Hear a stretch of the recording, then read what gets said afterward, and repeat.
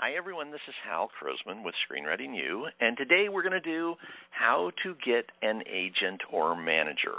Now, just to let you know, this is a real class. We are going to go through and fill in these blanks. By the time we're done, you're going to have this model. And by the way, here's what it comes down to on this particular class. At the end of even this call, we're an hour and a half, 2 hours away from the end of this call. At the end of this call, you are going to have one of two things. First you're going to have the model, but you're going to have one of two outcomes. If you are ready for an agent, if you are truly ready, then, and I don't mean ready, by the way, in the sense of you want an agent. I mean, are you ready to work with an agent? Do you have everything that's in place that needs to be in place? If you are truly ready, then you just simply take the steps I'm going to give you. Within 30 days to 60 days, you can land an agent or a manager. And that's really true. Every single time we've ever done this class, I have had people come back to me and say that within somewhere in there, 30, 45 days, they landed a manager. Every time. We've had people who've gotten agents, managers, it happens. And by the way, when you land yours, please, shoot me an email and let me know, and I'll celebrate with you. It's because this is an exciting step. Now, the second thing that could happen out of this class is if you are not ready, and I'll define ready more clearly in a second. If you are not ready, then you will learn the steps you need to take in order to get ready. And then all you do is you spend the next 3 to 6 months taking those steps, getting yourself prepared, and then you come in and take the steps of this class that get you an agent or manager. So that's what it comes down to. Years ago when I first came here, I'm talking 15 years ago I arrived here. I was a writer at the time. I listened to what everybody else said. It sounded to me like this whole thing about getting an agent was this mysterious thing that only happened to the lucky few. And everybody acted like it was like, I would ask them, how do you get an agent? And they would say, you win a contest. And it's like, and then I won contest and didn't get an agent. It's like, what's that about? And finally, once I went, you know what? Here, let's stop acting like this is some mystery from God or something like that. Let's just go. There is a path that, all the people that have agents, they got them some way. All the people that have managers, they got them some way. There's a path. It makes sense once you understand it. For a lot of people, the issue is kind of denial. It's like, no, I want them to sell this script. And it's like, well, that might be a little bit of a problem if the script isn't marketable, if it's not something that an agent or a manager can sell. It won't be good bait for the agent. In that case, still, the answer is you just go, okay, you know what, I've learned a lot about writing. Now my job is to do what it takes to get ready. Let me just tell you a little bit about me so you know who's talking to you. Again, my name is Hal Krosman. I'm the president of Screenwriting U. We created Screenwriting U about 14 years ago or so. I had just come from the world of corporate training, where my company that I owned, we did training for about 125 major corporations. We specialized in a thing called expert modeling, and we were one of the very, very few companies. I think there were 2 companies at that time that did expert modeling,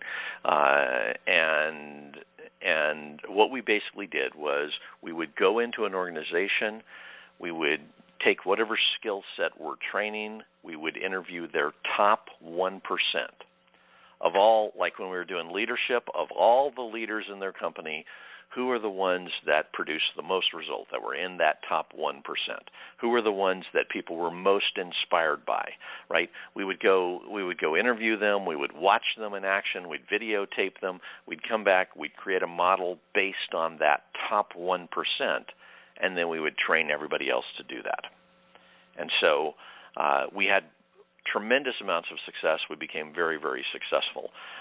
What happened, though, by the way, was I had 3 children, and woke up one day and went, I just can't travel all the time. And at that point, I was on an airplane like 3 days out of the week. I would fly into one city on Sunday night and do a training program for 2 days, fly out, fly to the next city, do a training program there for Thursday and Friday, fly back home Friday night. And it just didn't work for me. So when we got here, I looked around and it was like, oh my God, nobody seems to know how to solve these mysteries. So we had the perfect model for that. So we started creating expert models. We started interviewing producers, agents, managers, studio execs in order to design our programs. For this one, we interviewed 120. Originally, we interviewed 120 agents and managers, and so that's where this information comes from. It's very different than going out and asking 120 writers how you get an agent or manager, because a lot of the answers don't actually work. That was my experience back then. It's still my experience when I look at some of the groups that are out there on Facebook. When somebody asks this question, the answers don't really make that much sense. So let me take you through this so that you know. I'm going to give you the model. We're going to go through it step by step. On this first page, we're going to get an overview. You're going to find out the difference between agents and managers. On the second page, we're going to go through, from an agent's perspective, you're a great client if, and I'll give you 6 things that agents are really, truly looking for. It's where the first agent interview that I had, I blew it on one of these 6 things, and it was over. By the way, later on, I got an agent, then I got a manager, and I worked with them. And once I started working with an agent or manager, it became really clear that there were certain things I needed to do to prepare. So we'll be talking about that also. Underneath that is the rules of engagement. There's a point that I call the engagement period where you really have to know what you're doing. It's where most people blow it. It's the period of time between when they first request your script, when the agent or manager first requests your screenplay, all the way to the point at which they either say, we'd love to sign you, or they disengage. Throughout that period of time, which could last anything from a couple of days to 4 or 5 months, throughout that period of time, how you interact with that agent or manager either increases your chance of success or it moves you the other way. It's very important that you know what you're doing. And so I'm going to give you eight basic rules down here. If you follow these rules in your interactions with agents and managers, it will consistently move you closer and closer to being able to make the deal. So this is just all about making sure that you don't blow it during that period of time. A lot of times people get nervous and they start freaking out, and they'll start demanding that the agent sign them right now, or they'll be afraid to make changes, or they'll refuse to make changes to their scripts. They'll do the things that shows the agent that they're not ready for the business. And that's usually just out of not knowing the map, not knowing the terrain. Once you know it, you know what? You can pretty easily predict where you are in the process and make the right move and increase the chance of your success. At some point along the way, we'll talk about the Pro Series. This is our professional level class that we've had a tremendous amount of success with, including having a lot of our writers get agents and managers. But we've also had a lot of other kinds of deals. If you want to check us out on that, you can simply go to our site, screenwritingu.com. There'll be a red bar across the top. Right in the middle it says Alumni Successes. If you click that, underneath, what will show up is about 250 or 300 deals that our writers have had. So if you want to check and see, whether or not our models work, whether or not we really do have credibility, go look at those deals. Nobody else has anything close to that many deals. In fact, nobody else can get within 100 miles of us on this. We focus on what it takes for our writers to succeed. And that's where we're very different than any other screenwriting classes out there. Our entire focus, start to finish, every single week, is on what does it take to work with producers, agents, managers, what does it take to get you in the industry and have you be successful. The last thing we'll do is then I'll give you a roadmap, I'll give you a series of ways to break into the industry. And this is one of the big complaints of most writers is, how do I get in the door? So I'll give you 8 ways to do that. Last thing I'll say before we start here, if you want more ways to do that, just go to Amazon. I put up a book there about a year ago called 33 Ways to Sell Your Screenplay. It's like $8. It lists 33 ways to break into the industry. So, it's not real comprehensive, but what it gives you is it gives you a strong list and a real understanding. There's no fiction there. There's no fluff. I cut out anything that could possibly be fluff. I had a couple of people say, it's only a 100-page book. It's like, well, you know what? I actually wanted to make it smaller than that. I wanted to make it a 20-page book or, a 33-page book so that people could just look at one page and know how to do that particular skill. But if you want that, just go check it out. Let's jump into this. Front page, first page. The reality. So we're talking first the difference between agents and managers. And here, right above that, let me give you the primary thing you need to know. And just write this down. This is a business relationship. This is a business relationship. Now, why I just told you that up front is because that's the biggest thing that most people get wrong. Really, they go in not ready to do business. They go in, they either go in thinking, I just need somebody to take care of me. I need somebody to sell my scripts, and they think it's a one-way thing. They think they hand the scripts, and then the agent is supposed to sell them. I had a writer come into our group at one point, and he said, I hate my agent. And I said, really? What happened? And he goes, you know what? He says, I gave him all my scripts. He won't sell any of them. And I said, okay, pitch one of those scripts to me. And he couldn't pitch it. He starts saying all kinds of stuff. I said, no, just pitch it in one sentence if you can, 2 maximum. Go. And he got flustered, and it was like, oh, you know what? He doesn't have screenplays that the agent could sell. And if you don't understand what I just said, if you're going, no, that doesn't make sense, there's something really important to learn. But what this guy basically did was he made the mistake. He had one great script. He had actually won the agent in a contest. He met with the agent, and he tried to get the agent to sell all of his learning scripts. He didn't understand that it's a business relationship where both sides have to do what it takes to make the deal. And he wasn't thinking that way. He was thinking it was a service relationship where the agent was supposed to service him. That's what he thought the deal was. And that was why he had so many problems. And, I don't think he ever ended up getting that agent to send any scripts out. It was a sad thing. But that's what this is all about. So the job is first to understand this is a business relationship. There are 2 sides to it. You are collaborating essentially with an agent or manager in order to make deals. In order to do that, you need to be bringing to the table scripts that are completely designed to be sold.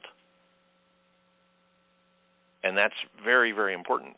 And for some people who are saying, well, but this is my art. And it's like, okay, great. Now, if you're trying to take it into the business world, now you need to make the shift. That's the job, right? This is part of being ready, having highly marketable screenplays. So just think about that. If you're already there, great. Again, we have lots of writers who have gotten agents and managers because they are there, or because they took our classes and they got there. If you're standing in the world of this whole thing's a mystery and it only happens to the lucky, and I don't understand what this whole business relationship thing is about, let's jump into it and we'll make it clear here. The difference between agents and managers, and I'm going to say this because you need to know. A lot of times people ask me, they say, I need an agent. And I'll say, okay, what do you want that agent to do? And then they'll tell me, and they will describe a manager. So let's get really clear on the difference. And then, by the way, I think they do need a manager. I think usually that's the easiest way to go first. But here's the difference. The purpose, let's start with that. For agents, the purpose is instant business. That's why agents are called the sharks of this town. They are there specifically to do business. They only work when there's blood in the water, for the most part. Now, by the way, everything I'm going to say here is generalities. It's based all the way across the board. But it's not that agents are bad. It's not that they are not good people or any of that kind of thing. It's that they're in such a highly competitive environment. They are, when you go to the top agencies, we interviewed people at every level of this industry. At the top agencies, they are all competing for the same 15 actors. Right? They're all trying to get projects from their writers to those 15 actors in order to get them set up. They're all competing for the top maybe 80 producers, plus or minus. They're not only competing against other agencies, they're competing against some of the management companies, they're competing against some of the producers, and they're competing against the people inside their own agency. So it's a highly, highly competitive business. They keep score based upon really two things: who has the biggest clients and who makes the most deals. And so their job is to make a deal. That's their job. So you don't hand an agent, especially one that's above the level of a boutique agent, you don't hand somebody at that level anything that is not 100% ready to sell right now. I talked with one agent and I said, let's say one of your writers comes in and they hand you a script and they say, I'm about halfway through. This is like the 7th draft. I was wondering if I could get your feedback on it. What do you say? And he said, I hand it back to him and say, take this to your manager. That's their job. Right? And it's not that he's a bad guy. It's that he does business in a different way. So agents are incredibly helpful if you are bringing them highly marketable screenplays that are easy to sell and easy to get out there and make things happen. They love that. So that's good. Let's go over to managers. Managers, their purpose is to develop careers. So a manager looks at it completely different. An agent is saying, okay, what can you give me I can sell right now? The manager is looking at what have you written? What do you have? What future could we create based on this? So the manager is thinking into the future, and they're creating a set of strategies. Right? Now, that doesn't mean that it's a good thing to hand the manager your learning scripts. I would say, please don't do that. No matter what, if they say I want to see all your scripts, I'd say don't hand them your learning scripts. Don't hand them scripts that don't have a chance. It's just not a smart move. What you say at that point is, well, I've written 5 screenplays. Two of them are marketable. The others are just learning scripts. I'd rather not have anyone look at those. And that's totally fine, because that makes sense in their world. So now what you're handing them is, here are the two screenplays that are highly marketable. And by the way, I have some other ideas for future scripts. They love to talk about that stuff. As long as you're coming in with something you can sell right now and a future, that works for a manager. Their job is to help you develop your career. So they will then look at your strengths, look at what you're great at, and then start looking to see how could we position you inside the market to be the go-to person on the thing you're best at. Let's go down here to focus. For agents, the focus is action / heat / deals. Action / heat / deals. So those are the three things they're looking for. When, if you've got nothing going on, the agent isn't looking your direction. Now, by the way, most agents have between 100 and 125 clients. So they're usually busy with the clients who are making deals. At one point, I had a deal going on. We had gone in and pitched a major production company that does TV shows, and they have like 8 TV shows on the air right this second. And they loved the pitch that I brought in. So the next day, I get a call from my agent, and he says, "Hey, how you been? I haven't talked to you for a long time." And he was right, by the way. He hadn't talked to me for 6 months. And I said, "Yeah, it's interesting you're calling me today because I just had a meeting with this company." And he goes, "Oh yeah," he says, "they called me." He says, "They sent me over a contract." He says, "So I'm going to send it to you with my notes right now." He says, "Hang on," and he clicked the button, and it showed up in my email. He says, "I want you to read through that and call me back in 10 minutes." And I'm like, "Oh, okay, 10 minutes." He goes, "Yeah, 10 minutes." He says, "I'm sitting right here waiting for your call." And it's like what was happening was there was a deal on the table.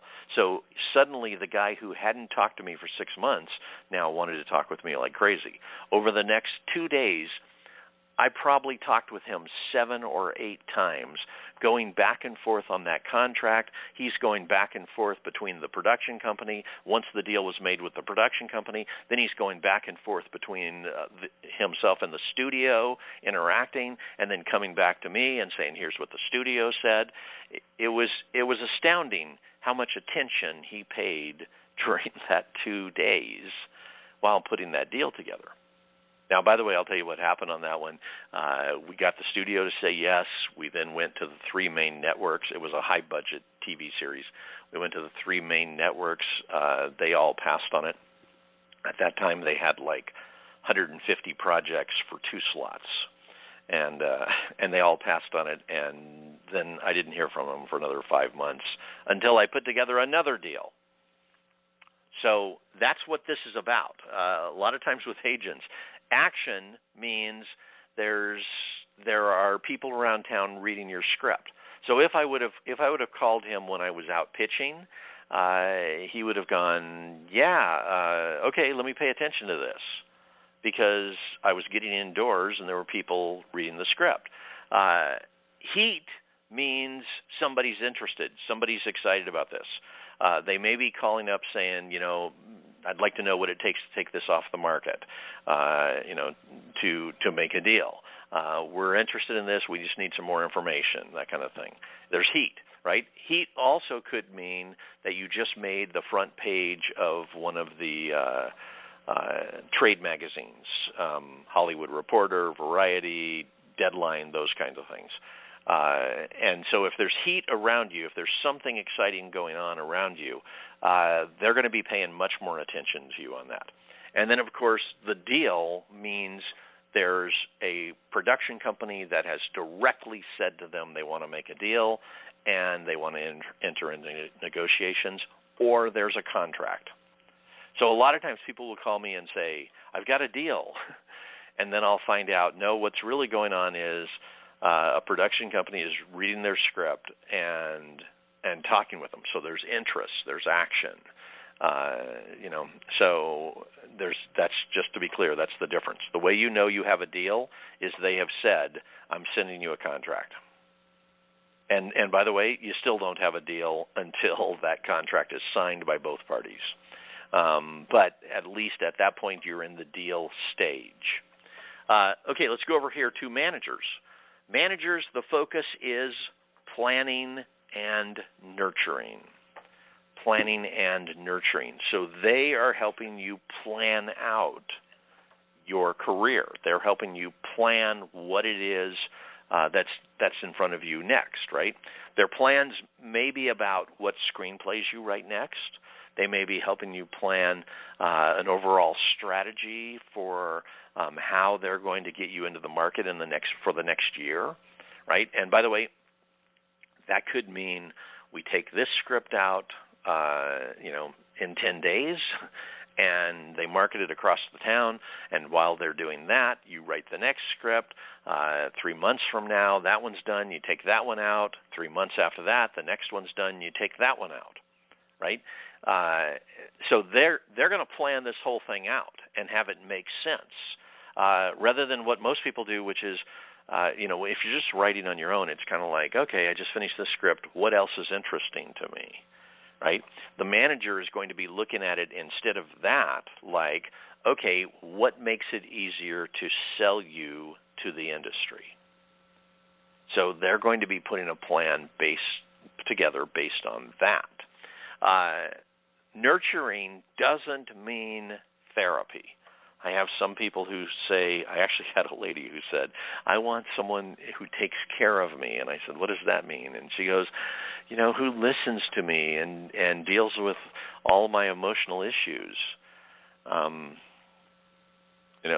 it's like, okay, I think she needed a different role in her life. She needed a boyfriend, or she needed a therapist. And I'm not insulting her. I'm saying, you know what? You look in your life, having to do with this business, you look in your life and you say, what do I need?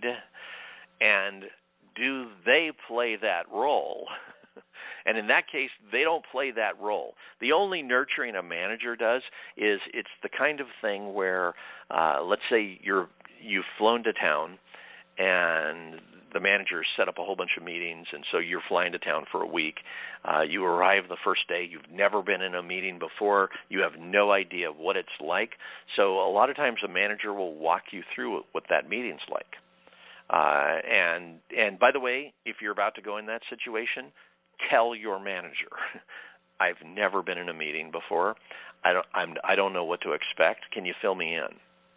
And they will absolutely do it. And by the way, if you need it, sometimes they will do a mock meeting for you. They'll bring in their staff or whatever, and they'll go through, and everybody will pretend that they play a role, in that situation while you come in, introduce yourself, do the pleasantries, then do the pitch, then exit gracefully, right?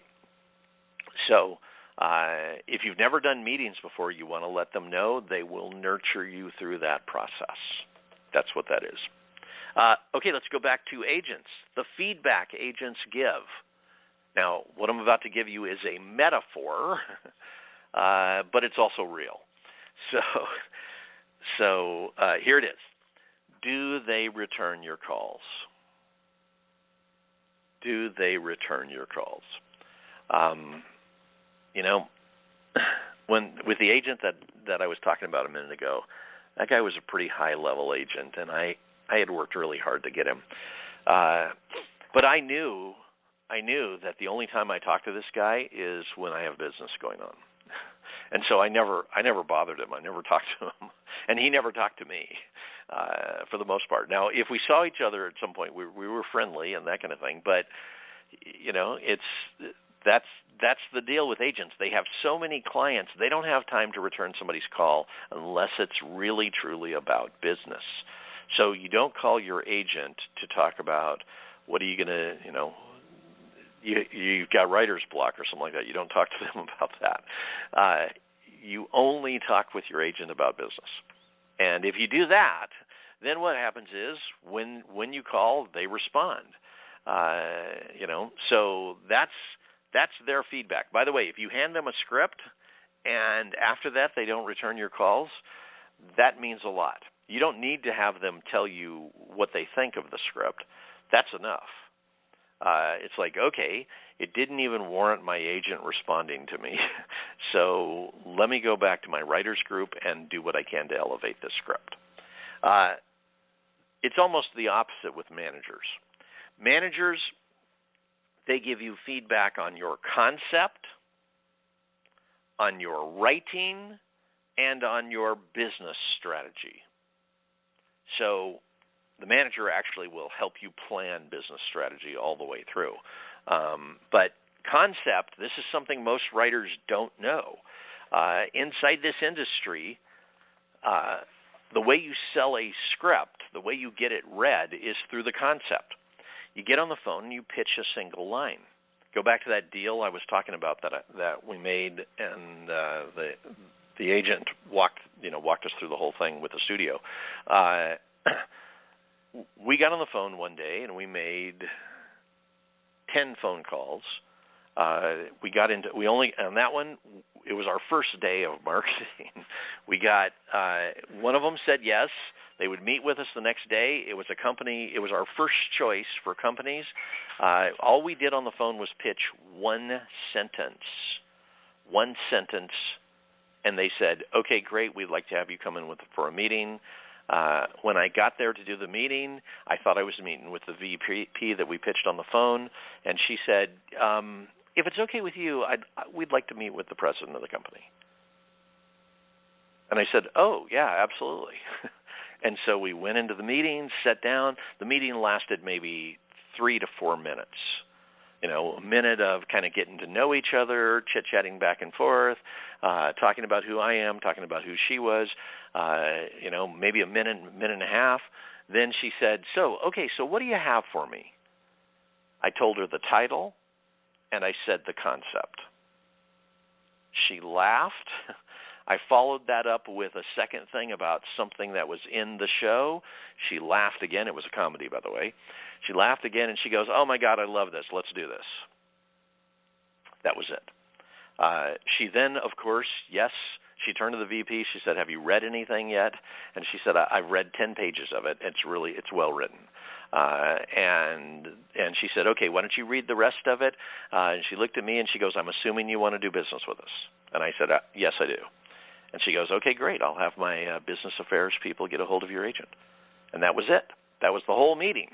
So what I'm telling you is this thing about concept is incredibly important. You need to have highly marketable concepts. So managers work with you on that. And a lot of times they will ask you to bring me 15 or 20 ideas, and let's start from there. And then you'll bring in concepts on projects you haven't written a word of. And all they're doing is looking to see, are these concepts that we can sell? Are they something that if I sent you out to a meeting like that and the meeting only lasted 3 minutes, that the moment you say the concept, it blows the person away? So that stuff's very important. Managers focus on it a lot. Obviously, on your writing, when we talked with managers, they have different plans, so you'll have to talk with them and you'll ask them how they work with the writer. But some managers give you feedback on the outline, the first draft, every draft after that until the final draft. Some managers are outline, first draft, final draft, none of the other drafts in between. Some managers they give you feedback on the outline, and then they ask you to go off and write it, and then they look at the final draft. So you'll have to find out what works in there. But by the way, if you're writing a script with a manager, and they're making sure they're shepherding the situation, you end up having to do an outline. So if you don't know how to outline, you need to get really good at it. That's part of the process. Okay, let's go down here. The 3 main barriers to getting an agent. But these, I'm going to give you 3. The top 2 came straight from agents and managers. The third barrier came from writers. So let's start with the third barrier. It is important. Please put these words: lack of access.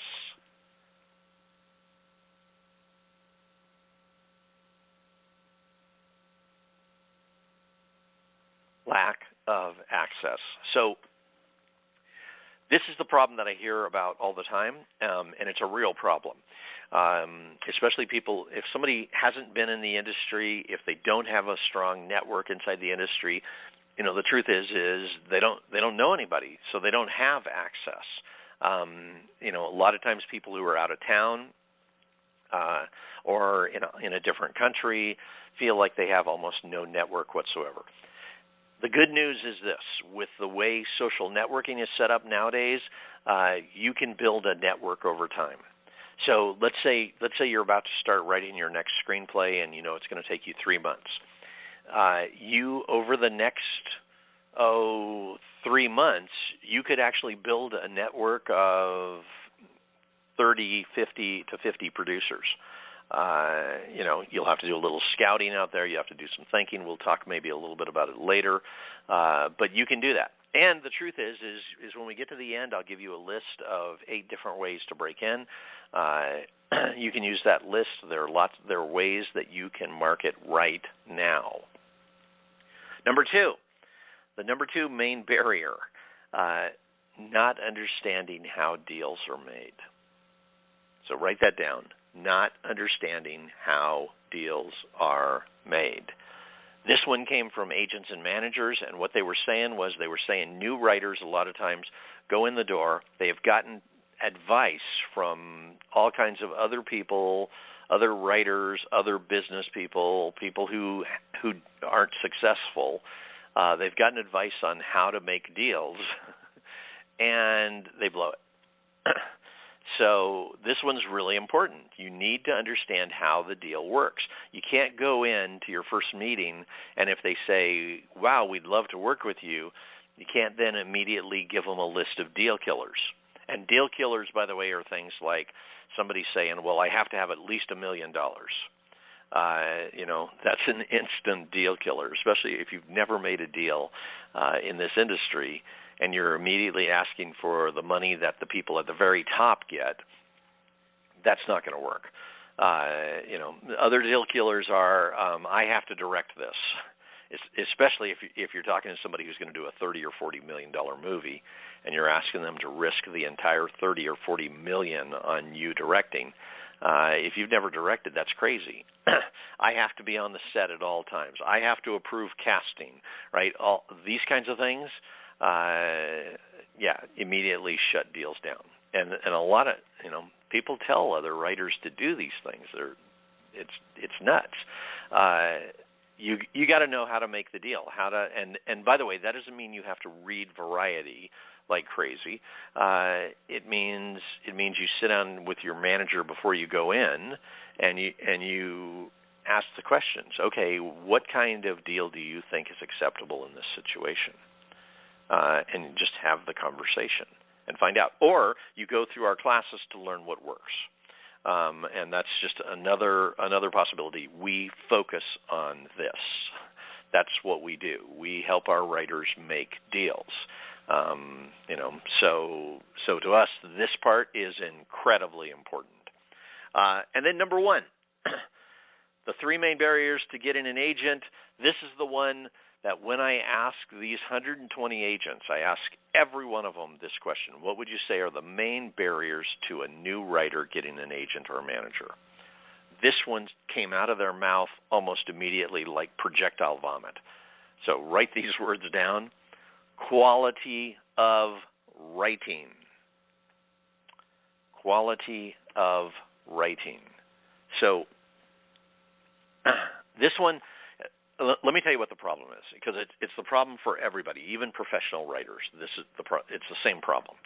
The problem is the difference between our experience as the writer of the script versus somebody else's experience who doesn't care.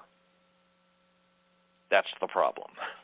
And by the way, the reason they don't care, and we're talking about the readers in this industry, we're talking about some of the assistants, the execs who are going to read your script. The reason they don't care isn't because they're not caring people. It's because they are having to read 12 to 15 scripts every single week, and they've been doing that for the last 15 years. And so it's just another script. It's just another 2 hours of my life. And so they're not thinking from a sympathetic perspective. They are thinking from, okay, if I say yes to this, if I as the reader or the assistant promote this to my boss, is there anything in here that could cause me to lose my job? So they have something on the line. They're worried. Plus, like I said, they don't care. So here's the difference between them and you. You and I, if I'm writing a screenplay, we're both in the same boat. We have all of this subtext built into that script. Like, think about this for a moment. You pick up the script. Open your script right now. If you look at the first page of that script and you see the name of the lead character, if we closed that screenplay right now and we said, what do you know about that character? I'm going to guess, let me think, you know their backstory. If you've created character profiles, you know their entire character profile. You know what the journey is they're about to take.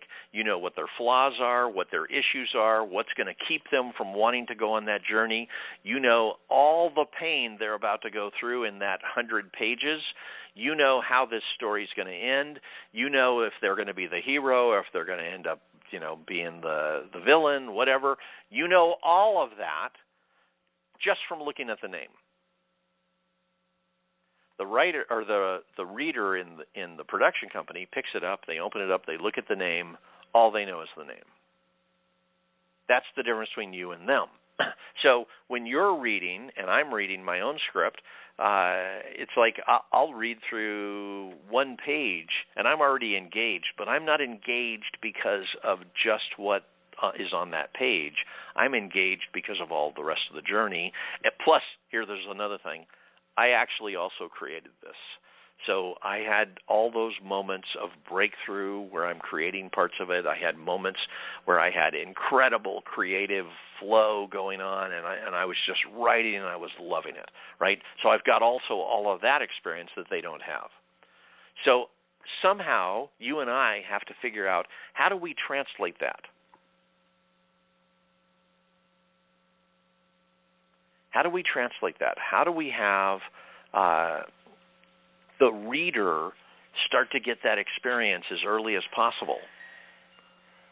How do we have them become excited about this story inside of the first page, inside of the first 3 pages, right? This is stuff that we need to do in order to make sure this thing works. And a lot of times it means we need to take that story to a much higher level than the point where we get it.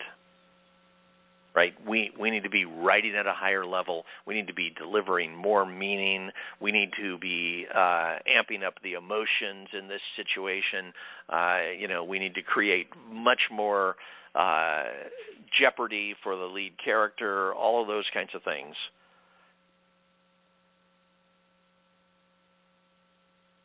So this stuff's really important, right? And it makes the difference as to whether or not you get the yes or not. Okay, now let's go to the other side. I need you to be able to see both sides of the table. So I'm going to answer the question why screenwriters want agents and managers, and then we're going to look at why agents want writers. Because you need to know both sides. If you understand both sides of the table, it's a lot easier to work with them. So why do screenwriters want agents and managers? These are the top answers that I get when I talk to people. Number one is access. If you have an agent or a manager, you can get in way more doors. And by the way, the moment you have an agent or a manager, if it's somebody who's recognized inside this town, you know what? You can go to a lot of production companies that yesterday said the words no unsolicited materials, And today, now that you say, I'm represented by the blah, blah, blah agency, they're going to listen to your pitch. And by the way, let me just say something. This is really important. Please don't fake that. Don't call them up and lie. Don't say you're represented by somebody you're not, because inside this town, agents and managers and producers are talking all the time. So it only takes them a second to say, okay, let me just call over there and see if this is really true. So when they hang up from you, that's probably the first thing they're going to do. So and if they find out at that point that what you said wasn't true, then you're in way worse trouble. So don't fake it. Actually do what it takes to get an agent or manager. Of course, the other part is through the agent or manager, there's access as they send your script out. Number 2, please put the word guidance. Guidance. So this means getting their advice, having them guide your career, things like that. Number 3, put the word credibility. Credibility. As soon as you have an agent or a manager, you have now stepped out of the outside of the masses, the 100,000 people who are trying to break in every year who don't have agents and managers. Number 4, put the word sale/negotiation. So that's the fourth thing is it's always good to have somebody else who can negotiate your deals. That really helps. And by the way, if you don't have somebody who can negotiate your deal, then you become your own agent and manager in that situation. Let's go down here. Why agents want writers? So the first thing, now remember, we're on the other side of the table now. We're asking the agent, what do you want? What's important to you in this particular business relationship? Number 1, put the words consistent income.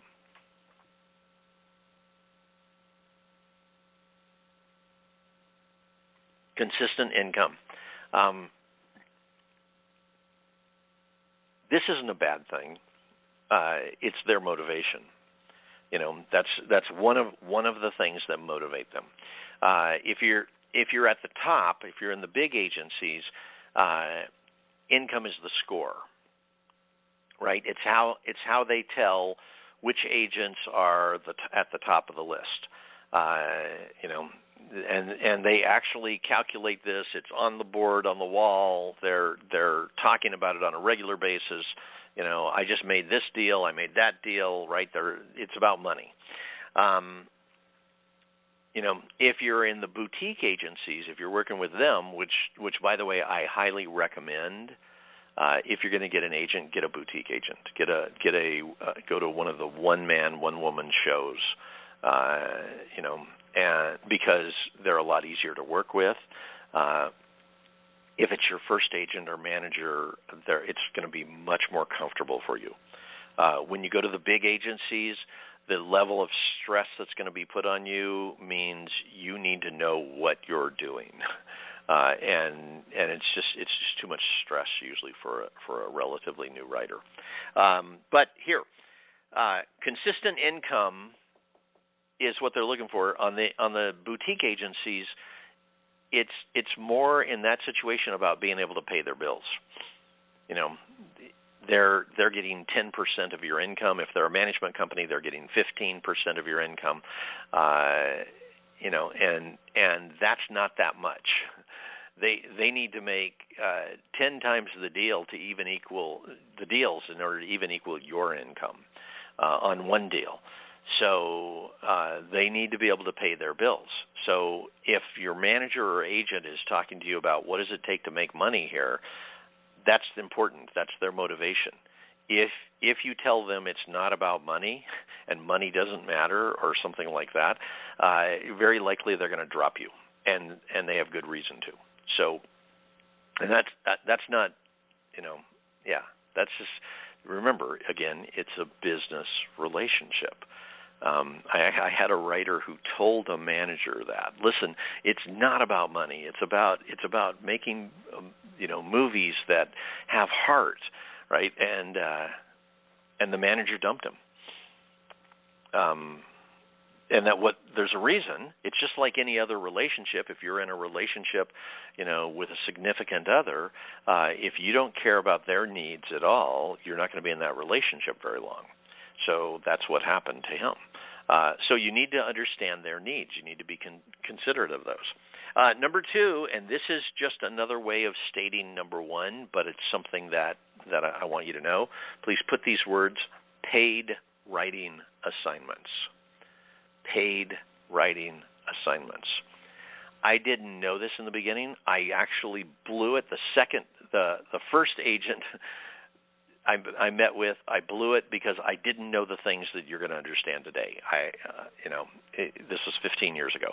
The second agent that I ended up meeting with, I blew it because I didn't understand what paid writing assignments were really about. Here's what this comes down to. 90% of the income for writers in this industry are paid writing assignments. If you look at any of the big movies that come out, all the superhero movies, all the big action movies, even the like here, we just analyzed Devil Wears Prada the other day. It had 4 different writers who all were doing paid writing assignments. None of the screenwriters involved came up with that story as an original story. So that's the way this business works. You bring in your original stories. Hopefully those get sold also. But whatever you're good at, like if you're really great at writing, let's say, rom-coms, and you've got 3 great rom-coms, if those don't get sold, the way the agent or manager keeps you in business is they put you out there for writing assignments, writing what you're great at. Right? So you still end up writing rom-coms. You still end up having the same emotional connection to the writing. You still end up creating something, but it has a much better chance of selling first and being made into a movie. And second, you're getting paid for it, and your manager or agent is getting paid for it. Number 3 and number 4, this is number 3, when you interact, maintain, write these words down, maintain their high reputation. You've got a manager or agent that's sending you out to meet with producers. Part of your job is to maintain their reputation. And this is an incredibly important motivation for the agents and managers. They are going to work with those same producers over and over and over again. They're going to work with them with different clients. It's important that you don't go in and acting like a prima donna. And in fact, here, let's do number 4. Number 4 is no drama. No drama. And I'm telling you this because sometimes people come to town and they've seen the Charlie Sheen things, they've seen, the people who flipped out publicly and said all kinds of crazy stuff, and they go, "Oh, that's how Hollywood is." And it's like, no, it's not. No matter how much it looks like it, that's not. That's how somebody who lost it is. That's how somebody who blew it, and is not dealing with things well is. How Hollywood really is it's, I'm a guy who's worked in like 25 industries in the midst of my corporate training. What I can tell you is Hollywood is the hardest working people I've ever seen in any industry. They're people who are doing everything they can to get a movie made. They are giving their lives to this. And what they want is they want to work with writers who know what they're doing and don't create drama. Put the drama on the page, not in the business relationship. And if you do that, you know what? You're going to be seen as more professional. You're going to be somebody that they want to go back and work with over and over and over again, which is what this whole thing is about. So let's see. In the interest of time, let's do this. Can you pull out the very last page? And let me talk with you real fast about the program that we offer that is about making sure you have all the skills that are necessary to be able to work with producers, agents, and managers. And this is one of the big things that most people don't have. What most people have is they have certain creative skills. They have certain things that are natural to them, right? And it's like, wow, I just love creating characters, or I love creating plots. And they have a certain amount of creativity that just naturally shows up. The question is, though, do you have all the skills that are going to be necessary to then work in a creative environment where the people around you have been in this industry for 20 years?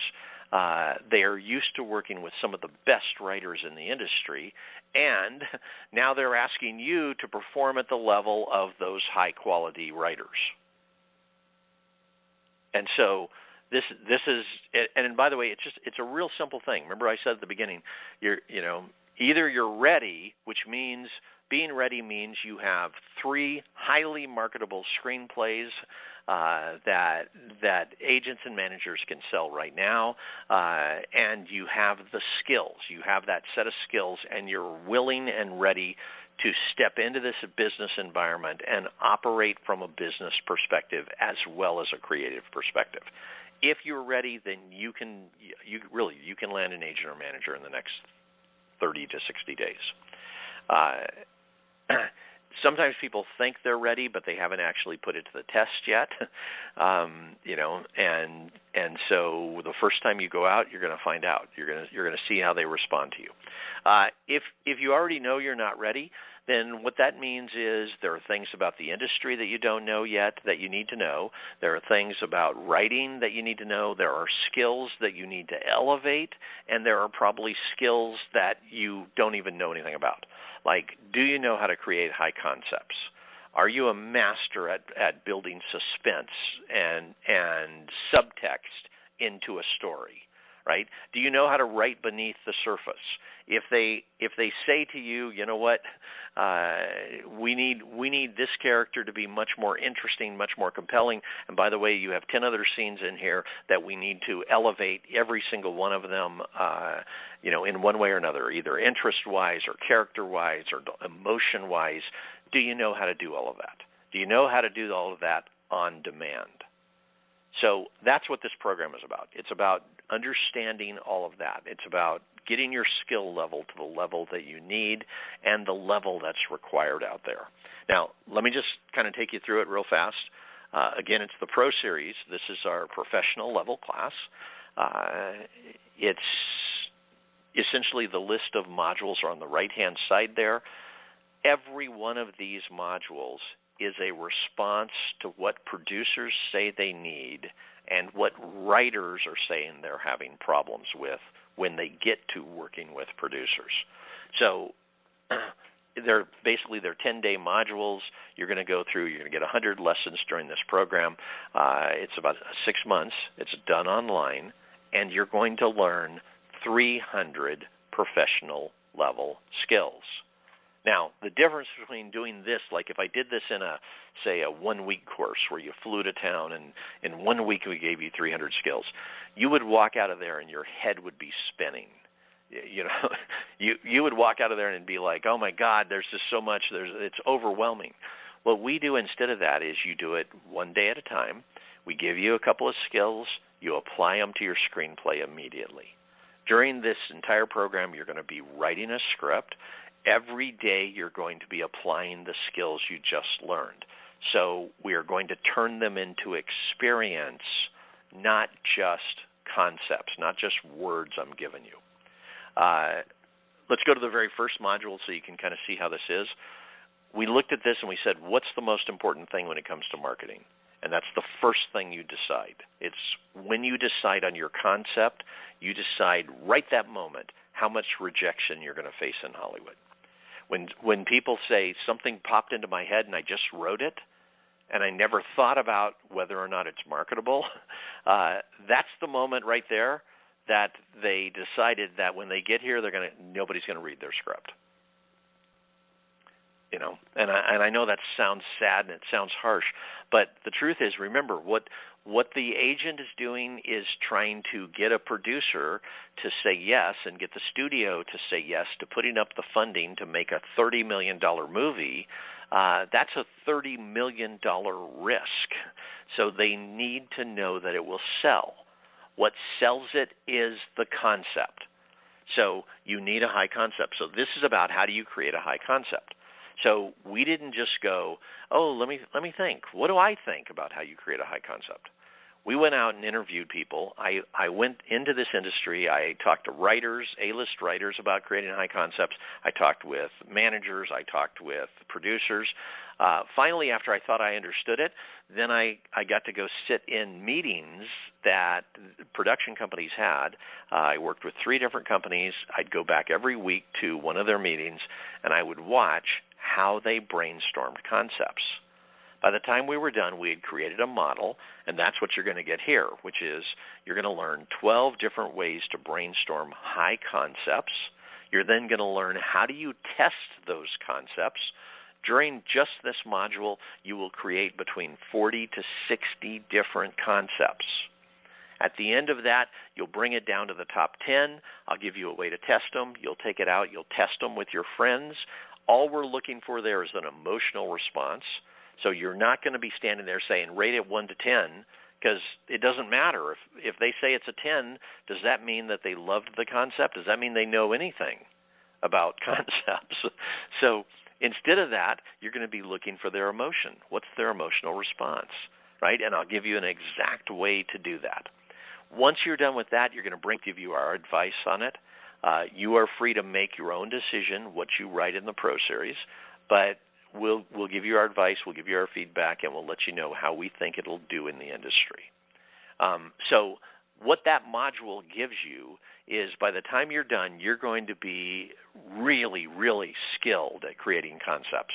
Anytime you want to create a concept from now on, inside it you'll brainstorm for a week. By the end of a week, you'll have 50 or 60 ideas. You'll then pick the very best one, and instead of just writing something that popped into your mind, you'll be writing something that is the best out of 50 and is designed for the market. And that makes a huge difference when you get here. It makes it so much easier to pitch. It makes it so much easier for somebody to say yes to you. Now let's go below that. Module 2 is all about how do you outline a story. I'm not going to spend any time on this. I'll just tell you what we did was we went to producers and we said, what do you need in an outline? Because ultimately that's a lot of times if you're doing a writing assignment with a producer, you have to create an outline first. So we got the producer's perspectives on it. Our outline is very different than the other ones that you're seeing taught out there.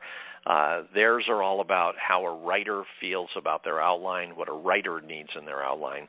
Ours is focused around what does a producer need, because that is what's going to make you successful in this industry.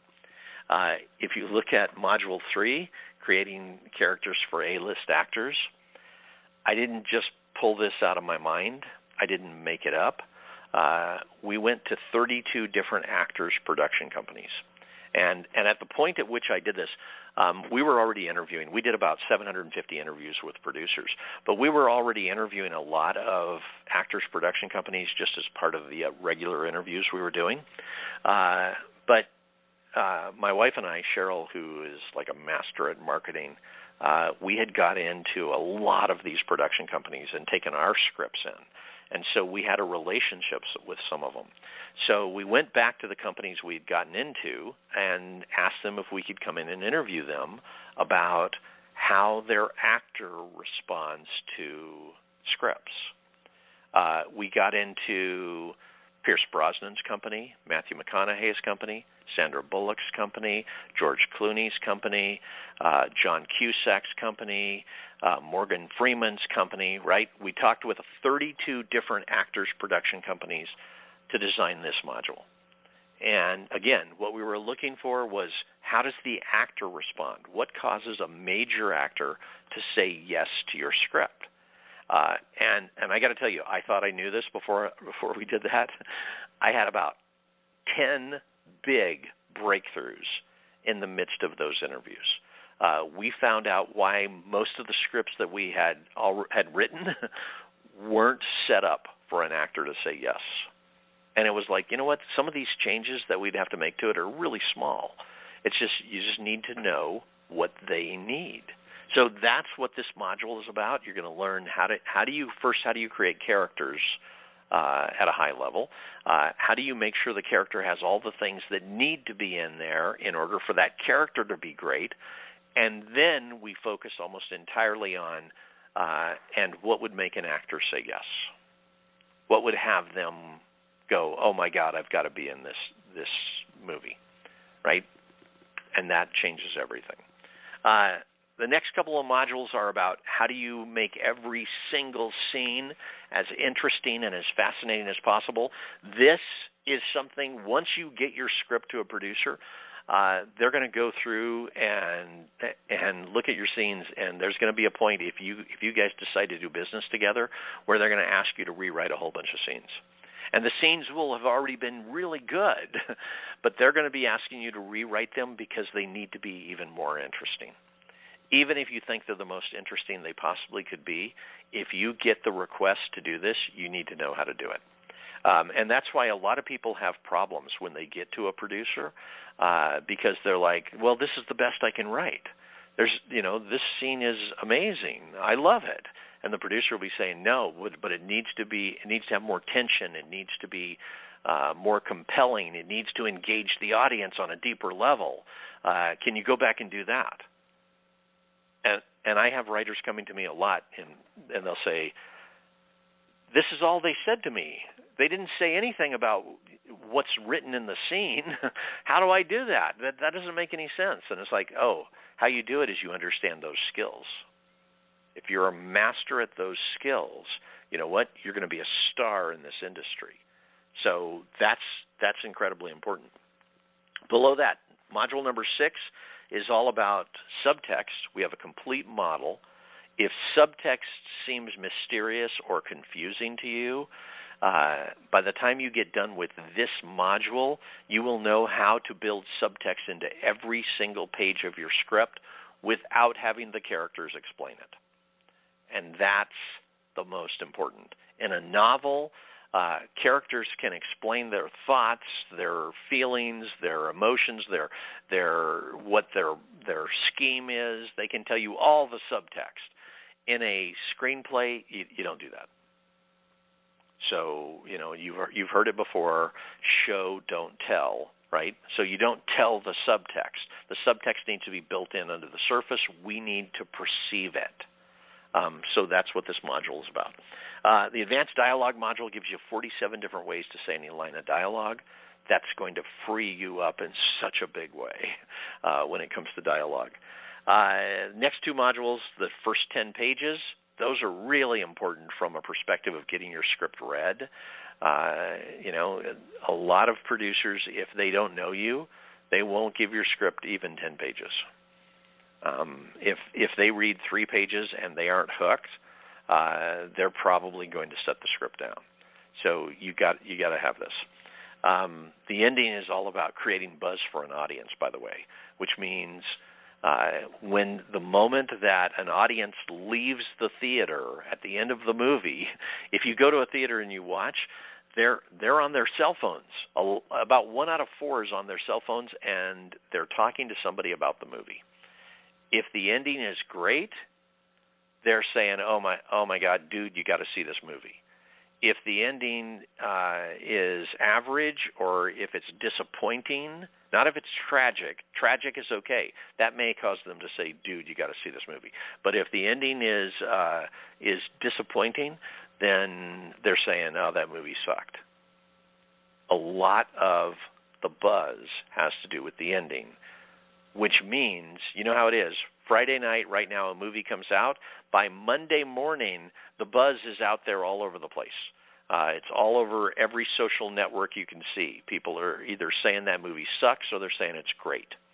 So producers know that, and they're looking at that ending to see if it'll create buzz. If you don't know how to create a buzz with an ending, you're not quite to where you need to be. And so that's what this module is about. Finally, the last module, the 10th module, is about how do you create a complete marketing campaign for your script. And so in this module, first we tell you what hooks producers, agents, and managers and why they say yes. Each one of them has a different reason for saying yes. Then from there, then we take you through the 4 types of pitches that you need to have, and you create each one of those. So we're talking about the elevator pitch. What do you say if you just run into the person in the elevator, or you run into a producer at Starbucks or something like that? We're talking about the phone pitch. How do you call production companies? And how do you deal if they call you? We're talking about the query letter, and we've got a phenomenal model for query letters that came from interviewing about 100 producers specifically about that subject. And then we're talking about the Pitch Fest pitch, which is if they give you 3 to 5 minutes, how can you do this pitch in a way that hooks them very, very quickly, and that gives them the information they need in the exact order that they need it? And you may be thinking, well, how would you know that, Hal? Well, I've been at like 20 Pitch Fest, but I actually, with Inktip, I was at their pitch summits. I had a booth there. I worked intimately with the people at Inktip. I got to walk around and watch all of the pitches. I got to interview many of the producers right after they had listened to a pitch from one of my writers. And I sat down and asked them things like, what information do you need? What's not working on this pitch, right? If they told you things, what's the order that you need to hear it in order to understand it? And it's like, you'll be surprised. Once you understand that, when you sit down to do your pitch, you're in great shape. And by the way, this is the exact pitch that I used when I made that deal with that one production company, the TV deal. I did it exactly in this order, exactly this way. The producer, the president of that company, she loved it. You're communicating professionally in those situations. So that's the program. Again, it's 6 months. At the end of that, once you complete all the assignments, you are invited into the alumni. Our alumni is free to people who follow the rules. And we have a professional code of conduct that keeps that place highly motivated, keeps it focused on what we do. So if you go into our alumni, people are in there constantly talking about how they're marketing scripts, how they're making deals. If you looked right now inside our alumni right now, we have about 4 different people who have just announced they made a deal. They told the group how they did it, and it's a place like no other. There is no writing group like this. We keep this one completely focused on the thing that we're all here for. So if you like what you've heard today, if you like how we think, you should come join us. So now, with that, let's now go to the next part. From an agent's perspective, you're a great client if. This and the rules of engagement are probably the 2 most important things I'm going to give you today. Even more important than how you get in the door, although that will really help you. This page, once you've filled it out, if you're going to interact with any agent or manager, the moment that your script is in play with them, you want to keep this on the wall in front of you. In case you get a phone call, in case they interact with you, you want to keep this set of strategies in front of you because it will make a huge difference. So let's start with this. You're a great client for a manager or an agent if, number 1, you make money.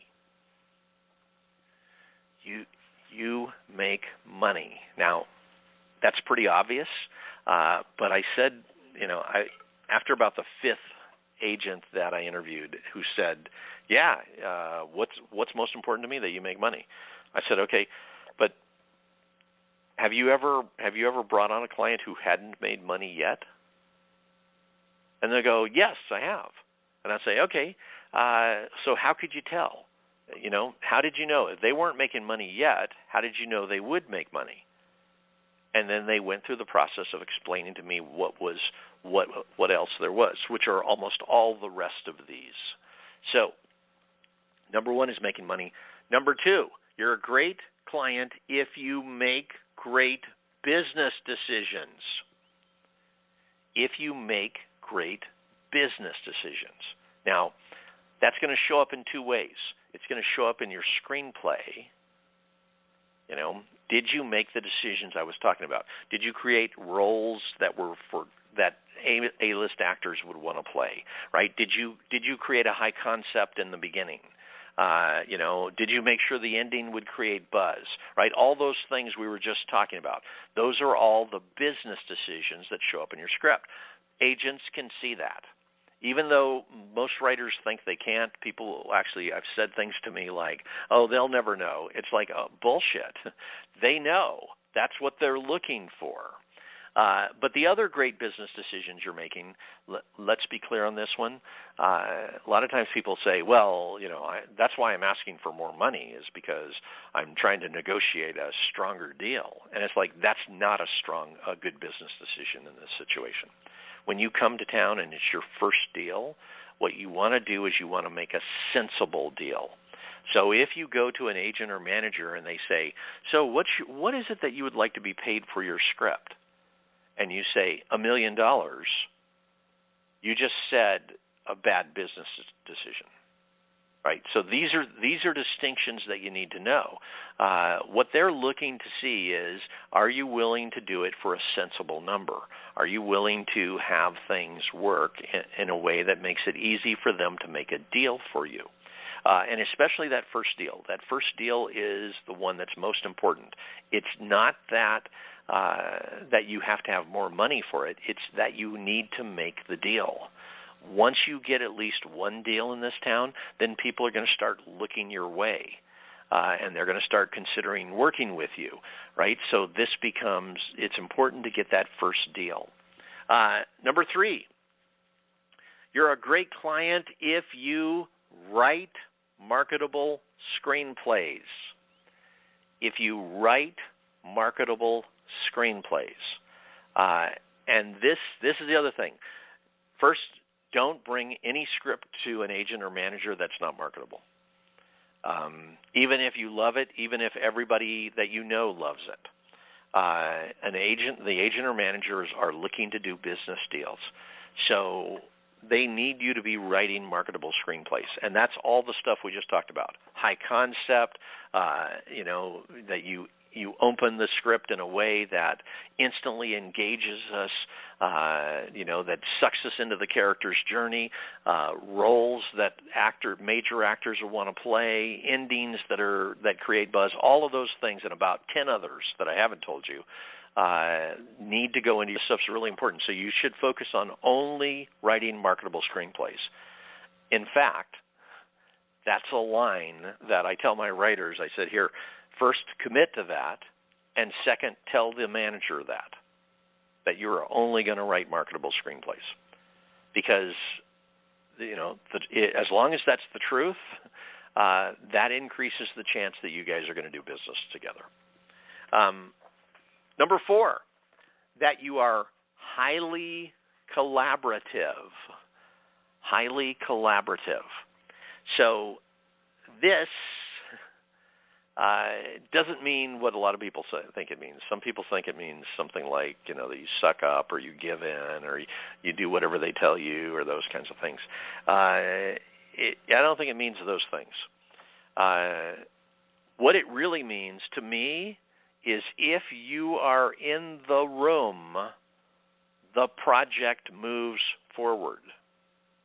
And that in the room could be on the phone. It could be in communication with the producer on email. If you're involved in the project, they are lucky because you keep moving the project forward. And I know people say writers don't have that much power in this industry, but I can tell you, I have some writers who the only reason that certain movies got made was because the writer kept moving it forward when the producer and the director got in a huge fight. And sometimes that happens. Sometimes you got to be the one who deals with things and keeps things rolling. So that's highly collaborative. And by the way, the 2 projects that I'm thinking of, in both cases, the producer came back and thanked the writer at the end of the project, and I actually said the only reason this movie got made was because of the writer in both those situations. So that makes a difference. Number 5, you're a great client if you have the skills to create on demand. You have the skills to create on demand. Now, what that means is all the skills that I've been talking with you about, you can do it. The agent or manager needs to see that you have those skills and that you're able to, if the producer asks for changes, you're able to make the changes. That's pretty important because a producer is, for the most part, if you have a real producer, they're only asking for changes if it increases the chance the movie gets made. So if you can make the changes, then the movie has a better chance of getting made. If you can't make the changes, then that puts everybody in a difficult position. So this stuff's incredibly important. And then finally, number 6, you're a great client if you actively promote your own career. Now, again, the world has changed. It used to be a long time ago that managers and agents wanted writers to, quote, just write. That was what it was all about. With all the social networking and everything that's happened lately, the truth is your agent and manager have their own networks, but you also have your network. You can promote your career in a lot of ways, and this is something I would coordinate with the manager. To talk about what you can do and that kind of thing, what would work, maybe they have different or better strategies for you. But in the meantime, the job is to start to build your network and start to create a world where you actually are able to cause your own success. Now there are going to be some managers, especially some old-time managers, who may not want you to spend a lot of time doing that. They may want to set things up in a different way. There may be things that they don't want said in public and that kind of thing. So again, you'll have to coordinate this with them. But you need to have the ability to do it. So the rules of engagement.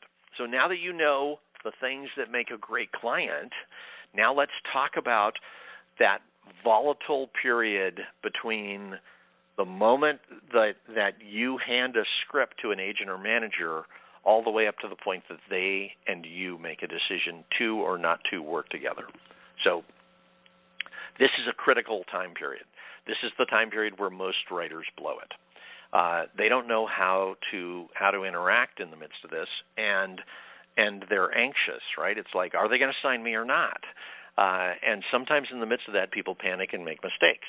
So I'm going to give you a set of rules here that once you understand them, if you just follow them, it just step by step makes it more and more and more attractive to the manager or agent for them to sign you. So, and I'll do it in 2 stories. So here's the first one. I had a writer. She came to Los Angeles. She attended one of our events where we introduced writers to producers. So she was in our alumni. She met an agent there. We actually had dinner that night, and the agent. I was sitting at the table with the agent, and and I introduced her and everything. So she met this agent. They talked a little bit. She sent her script. The agent came back about 2 weeks later and sent her a request and said, I read your script. I really like your writing. By the way, could you make these 7 changes? And had a list of 7 changes. So she made the changes and sent them back to her. The agent then came back and said, okay, thank you for making those. When I reread it, I noticed a couple of other things. Could you make these other 7 changes? And gave her 7 different changes.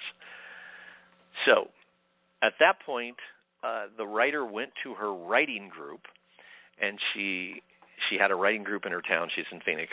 And she said, look, you guys have read the script. The agent wants me to make these changes. What do you think of them? And they sat and debated the changes, and they finally came to the conclusion that only 3 of them needed to be made. So she made the 3 changes and sent it back to the agent and said she had made these 3 changes and she didn't think the others were necessary. So I got a call from her about a week later, and she said, Hal, she just emailed me back, and she wants 7 more changes. She wants the 4 I didn't do, and she wants 3 more. And I said, okay. And she goes, I want to know, when is it ever going to end? And I said, well, here's the good news. She's still engaged with you right now. She's still engaged. She's still interacting with you right now. That's the good news. It's going to end either when you disqualify yourself or when you show her you can do the job. One of the 2. And she goes, I've already responded twice. She told me the whole story. And I said, right. And the first time you gave it your all, right? And she said, yes. And I said, and the second time, did you give it your all on the second time? And she goes, well, I have to admit I was kind of frustrated. I didn't do 4 of the changes that she wanted, but besides that, I'm not sure that I did my best job. I got it. But, at some point, she's going to have to say yes and represent me. And I said, okay, all right, well, you need to shift that. And she goes, well, what is she doing? Is she testing me? And I said, yes, absolutely. And she goes, so she doesn't want these changes. And I said, no, wait. She probably does want the changes. But she's also testing you. And she goes, well, what should I do? And I said, here's what I would do if I were you. Take that list of 7 changes, go to your writers group. And she goes, I already did that. I said, no. I want you to do it differently this time. I want you to go in and I want you to say, before I show you this list of changes, I don't want to debate them this time. I don't want to talk about whether I should do them or not. What I want to do is I want you guys to help me brainstorm these so that I can blow her away. And I said, so if what you do is you come back this time and the way you made those changes are so impressive that she goes, my God, this writer's amazing, she will sign you. And I said, if you come back with average changes, chances are it'll be over. So here's what happened. We got off the phone. She said she would think about it. About 4 weeks later, I get a call from her, and she says, Hal, you're talking to a represented writer. And I was like, wow. And I said, so what happened? And she goes, well, I told my writing group that I wanted to blow this agent away on this, and they came through like champs. We brainstormed it for about an hour. We came up with 10 different ways to do every one of those scenes. We picked the best one. I went back and wrote it. I got their feedback on it before I sent it to her. I sent it to her, and I actually did a cover page that said, here are exactly the pages where I made the changes. I hope you enjoy them. And she called me back 3 weeks later and said, I just read these. I love what you did. I would love to work with you. And that was it. Now, let's do number 1. Rule number 1. This is what just happened. Rule number 1. Be okay with doing this process in steps. Be okay with doing this process in steps. This one's important. Managers and agents are not looking to sign somebody the second they see them. They did that a long time ago, 15 years ago, when managers were first starting. I interviewed a bunch of them, and at that point they were doing that. They learned their lesson. So now what they're doing is they're testing people to see if you actually have the skills and if you can do the work. Also, if you're willing to do it. They're essentially putting you through a series of steps to see how you respond. Be okay with that. It's totally okay, because if you've got the skills, if you know what you're doing, you know what? By the end of this test, they're going to love you. So that's what this whole thing is about. Now, let me tell you the others through a second story. We had a writer, and all of these happen with this writer. We had a writer in Canada. He had never been to Los Angeles, never been inside a production company. He had written 5 screenplays. He got the 5th one into Nickel. It ended up making it to the quarterfinalist level. So he got an email from a manager in town who read or who saw that he'd made the quarterfinalist in Nickel, and Nickel they actually read quarterfinalist, and requested the script. Now, what he did at that point was what a lot of people do, which is they go, "Oh my God, somebody big and has requested my script. I have to send it as fast as possible." And he said he sat there and he looked at the button and looked at it and thought about it for about a minute, and then he clicked the button, sending the guy the script. 3 weeks later, he got an email back, and this is the first time he called me. And this is one of our writers and the alumni. He called me and he said, "I just got this back. The manager passed on my script." And I said, "Okay, who's the manager?" And he told me. And I said, "Oh, you know what? He's one of the managers we interviewed."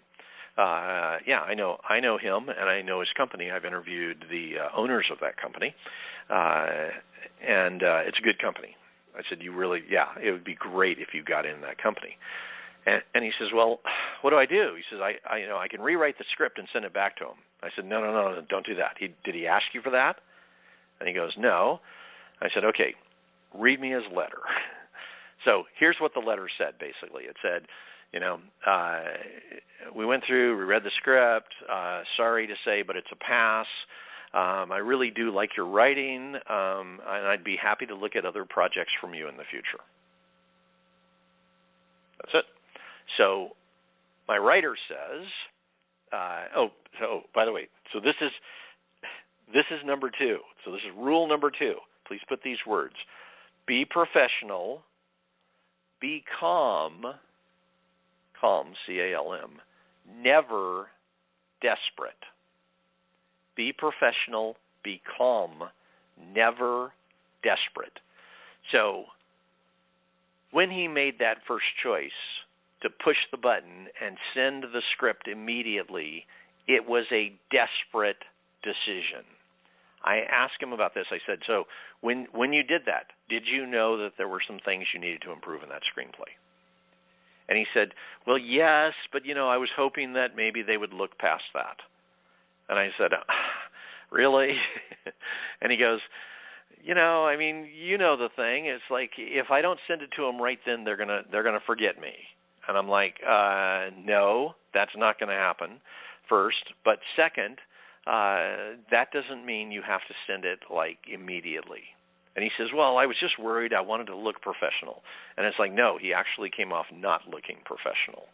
At minimum, if you get a request from somebody like that and there's something that's not quite right with your script, I would say, "Okay, cool. I just got this request.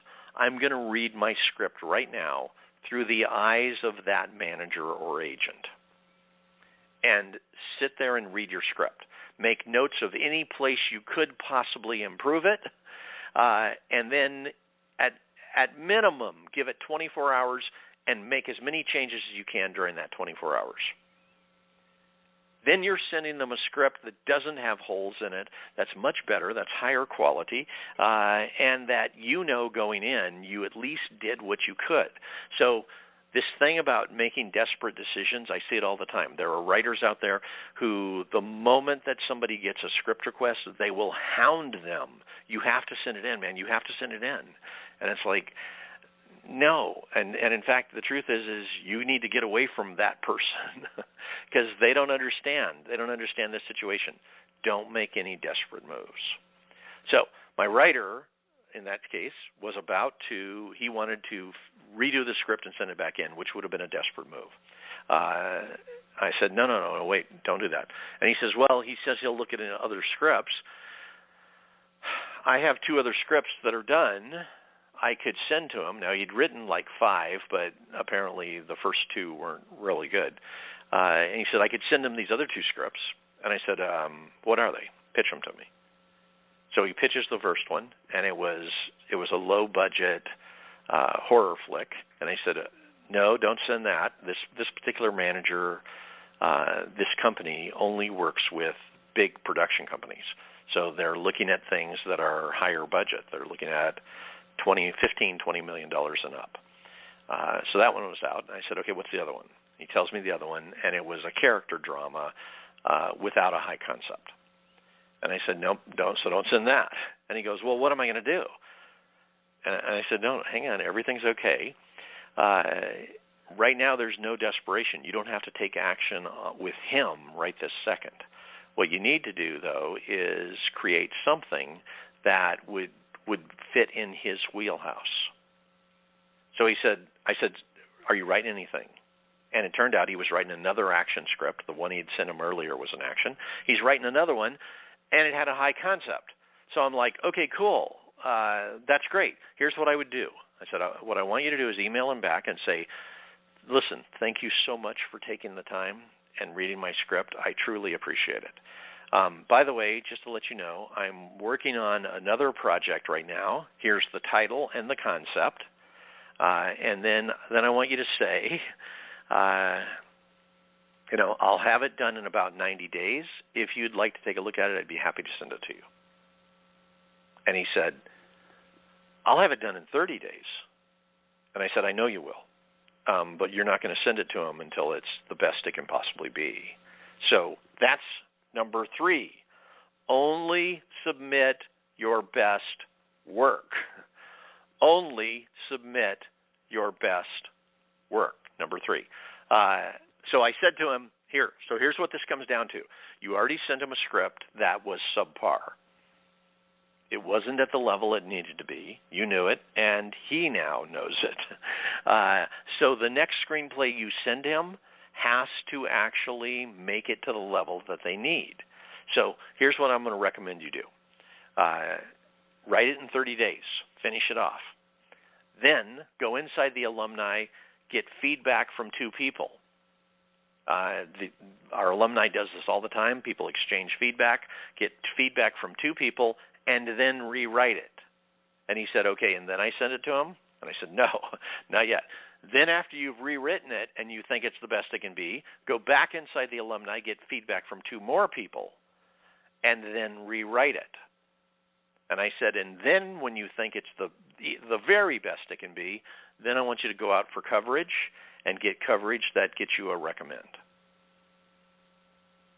So he says, well, so I'm going through all of that because, and I said, because you get a manager if you do all of that. So he followed exactly what I said. About 90 days later, I get a call from him, and he said, I just got an email. He read my script. He wants to talk to me on Monday. I said, okay, so let me prepare you for that meeting. So everything else that happened on that phone call. So here's number 4. When you finally get to this point, you're going to communicate. You are going to be a great client. So I gave him the list of the 6 things that are listed above, right? You're a great client if. And I said, when he's asking you questions, this is how you answer them. You're letting him know at that point. So I said, you're going to let him know that you're going to make the best business decisions possible. You, of course, are going to work with him and discuss with him what those business decisions are. You're going to let him know you're only going to write marketable screenplays. You're going to let him know that you're highly collaborative. You're going to let him know that you have gone through all this effort to make sure that your skills are at a level where you can work with producers, right? All of these things, these are going to show up in the midst of this conversation. The other thing was, since he's out of town, let him know that with a couple of weeks' notice that you can come to L.A. If he wants to put together meetings, right? So somewhere along the way he's going to ask these questions. Now, what really happened was he called me back, and this writer's name was Mike. He called me back after the meeting, and he says, wow, it was crazy. He says, I had all these things written down, these notes from what you said, and he said the entire call almost followed the notes almost exactly. He said, I was sitting there checking things off as we went, and he said, every single thing that you said that he was going to want to know, those were the exact things that he asked for. And he said, so they got to the end of that in about 15 minutes. And he said, at that point, then Mike did what I asked him to do, which is number 5. Ask them how they work with writers. So write that in there, number 5. Ask them how they work with writers. This is important for 2 reasons. Number 1 is you need to know, if you end up with this manager or agent, you need to know how they work with writers.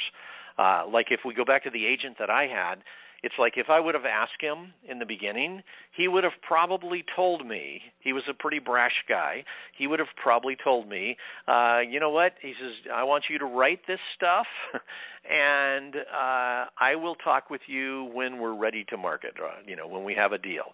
Only come to me with marketable scripts, right? He would have been very, very, very clear on what it was.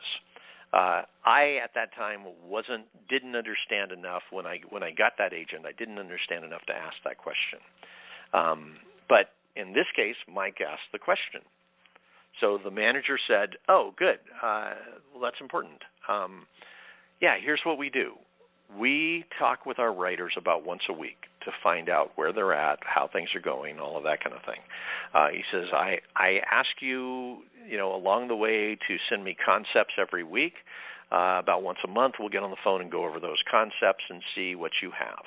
He said, when we're working with projects, and let's say you're writing a script, we'll give you feedback on the outline, on the first draft, on any middle drafts you need, and on the final draft. And he laid it all out. He said, so this is exactly how we work with writers. It's important to know that, because then you know what to expect, right? And you know how to interact with them. So make sure you ask that question. The other reasons it's important is because this is a equal relationship. So you have the right to ask questions, right? And so this at least primes you, at least gives you one question that you can ask that's a meaningful question and that allows you to be part of the conversation. Number 6, and this one's kind of important. Sometimes people ask me, when should I close the deal? Number 6, let them ask you to sign. Let them ask you to sign. The reason we're saying this is because, you know what, if you do the right things, sooner or later it's going to become very clear that they should sign you. It's going to become very clear that if they don't sign you, they're making a mistake. So just keep doing the right things, and at some point they will do it. Along the way, there may be moments where they say things like, I'm kind of thinking about this. Are you thinking? What are you thinking about the possibility of us working together? And I would respond positively, and let them know that you like them, and this will be good. How would that work, by the way? Right? If they are asking you a kind of a tentative question, then stay tentative, but be open to the possibility.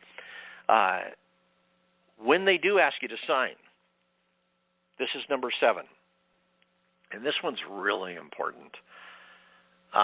When they ask you to sign, write this down under number 7. When they ask to rep you,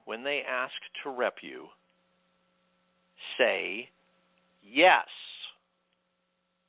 When they ask to rep you, say yes.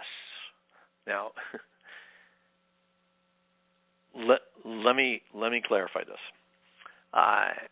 Sometimes people say, well, how do I know I've got the right manager? I had a lady actually ask me this yesterday in one of our master classes.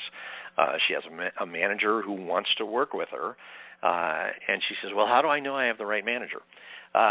You know what? By this time, you've done the research, right? You can go on IMDb Pro, and you can actually look up the manager, and this is what I told her yesterday, go look up the manager and look up their clients.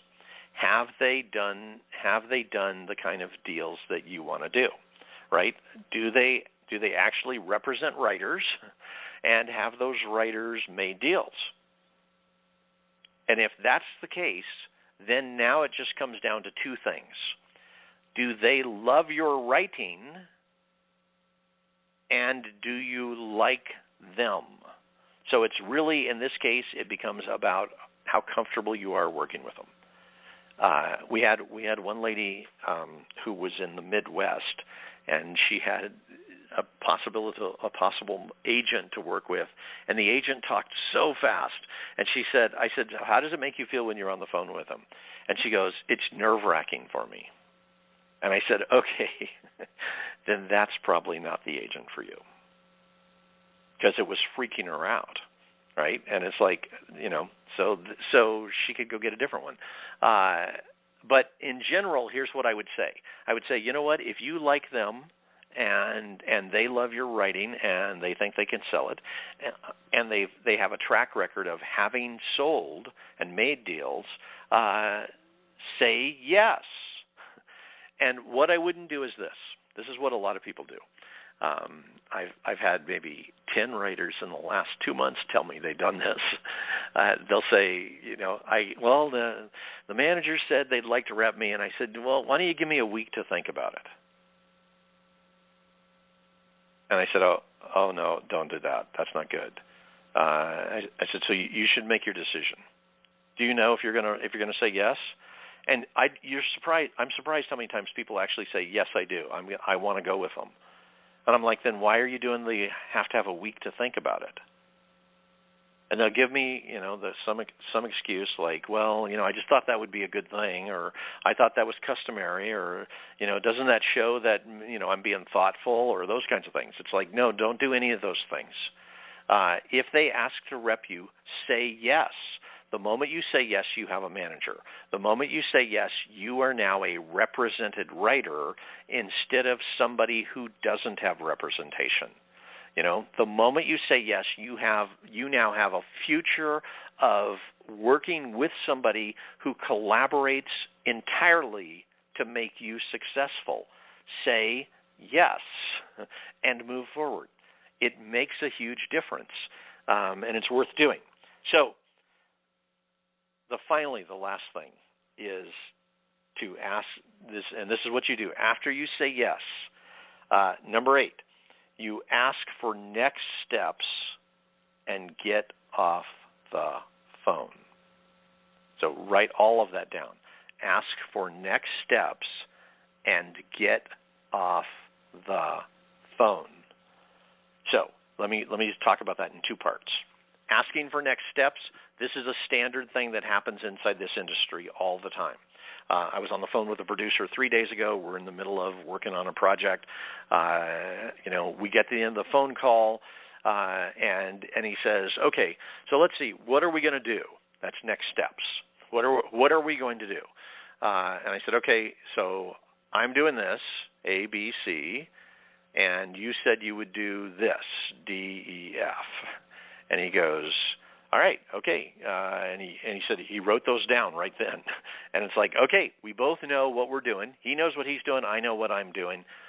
We're good. We're going to get on the phone as soon as we've got these things complete, right? This is a standard thing that happens in this industry. Ask for next steps. Now, the second part, the get off the phone part, this is really important. Do not celebrate on the phone. I know this from the past. We have had 3 or 4 writers who went, woohoo, I got an agent, whoa. And then the agent reconsidered. And what's happening with the agent is, to them, this is normal business. It's normal business for them to sign clients. To the writer, it's like one of the most exciting things that's happened in their life. But the writer wants to act like it's normal business. That's what you want to do. When you go, woohoo, I got an agent, the agent goes, uh-oh, did I make a mistake? So what you want to do is you want to get off that phone as fast as you can. ask for next steps. Just ask the question, and then once you guys confirm next steps, then say, okay, great, I'll talk to you in a week. Bam, you're off the phone, right? By the way, all these things are exactly what Mike did on the phone. So he said he went through, he responded to the questions with the great client answers. He then asked how they work with writers. The manager told him exactly what was going to happen. Then he let the manager ask to sign. The manager said, you know what, I really like working with you, and I feel really good now that we've talked on the phone. We would be honored to rep you. And Mike said, that would be great. I feel the same way. Let's do that. And that's it. It's confirmed, right? Then he said, so what are next steps? Mike said this, our writer. What are next steps? The manager then gave him a list. Here's what we're going to do. I'm going to have somebody send you an agreement. Look that over. If you're in agreement with it, sign it, get it back to me. As soon as you do that, I will have one of our creative people get on the phone with you, and they will give you notes. There's about 4 changes that we need to make on the script to get it ready. Once you have that complete, then we will have a meeting to plan our strategy. And it was like, okay, Mike knows exactly what's coming up, exactly what to do. It's complete. And Mike said, okay, great. I look forward to working with you. And the manager said, me too. They were done with the call. Now, once you're done with that, by the way, don't celebrate on the phone with the manager, but once you're done, call somebody who loves you and believes in you and go celebrate with them. You know, you deserve the celebration, but do it with somebody who loves you. Don't call the people who are naysayers. Don't call the people who don't believe in you. Don't call the ones who were trying to tell you that you needed to get a regular job. Let them all find out on Facebook. You know? But go out with somebody who believes in you and have a great time and celebrate. So, all right, we now have the rules of engagement complete. Let's go to the final part. How do you get in the door? So now, we'll start at the bottom. We'll work our way up. We're starting with the easiest, the ones you can do no matter what, and then we'll work our way up to some of the ones that are a little more complex. The easiest thing you can do, number 8, send a query letter with a high concept that they can easily sell.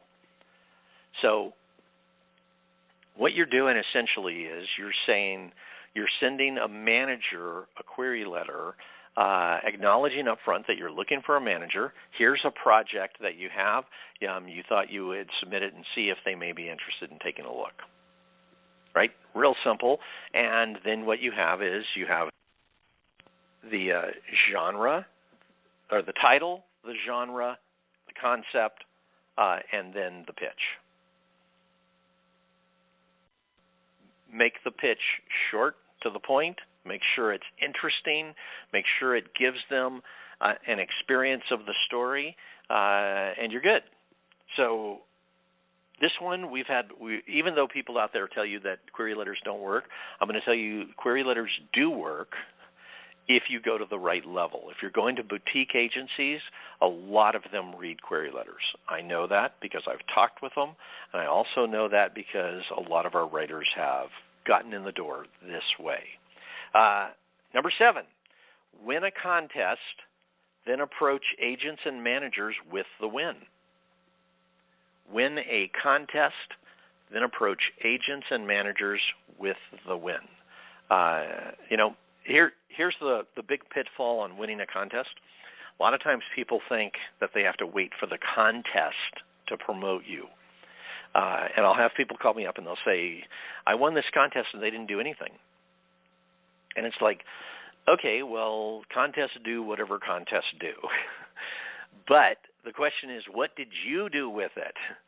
So what I recommend to my writers is you put something in the subject line that says, Austin Film Festival contest winner, or Austin, AFF contest winner, or Page screenplay contest winner, Nickel semifinalist. And if it's a contest they have heard of, you're in business.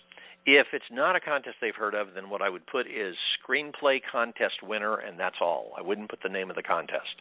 Like I had somebody who wanted to put the Wisconsin women's low budget horror contest, and it's like, well, they haven't heard of that. There were actually only 200 entries to that entire contest. I would rather just have screenplay contest winner. Later at the bottom, you can say what the contest was that they won. Number 6, pitch at a pitch fest. So usually pitch fest have mostly producers, and then they'll have a few agents or managers. But it's a good opportunity.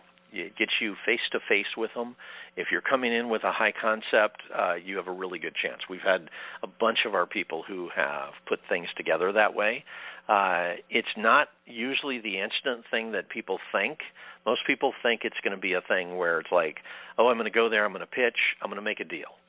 And it's like, no, what really happens is you go there, you pitch, you bring these producers and agents and managers into your network, you follow up with them over a period of time. At some point along the way, you can make a deal. So, number 5, get a recommend from a major coverage service and then pitch using that.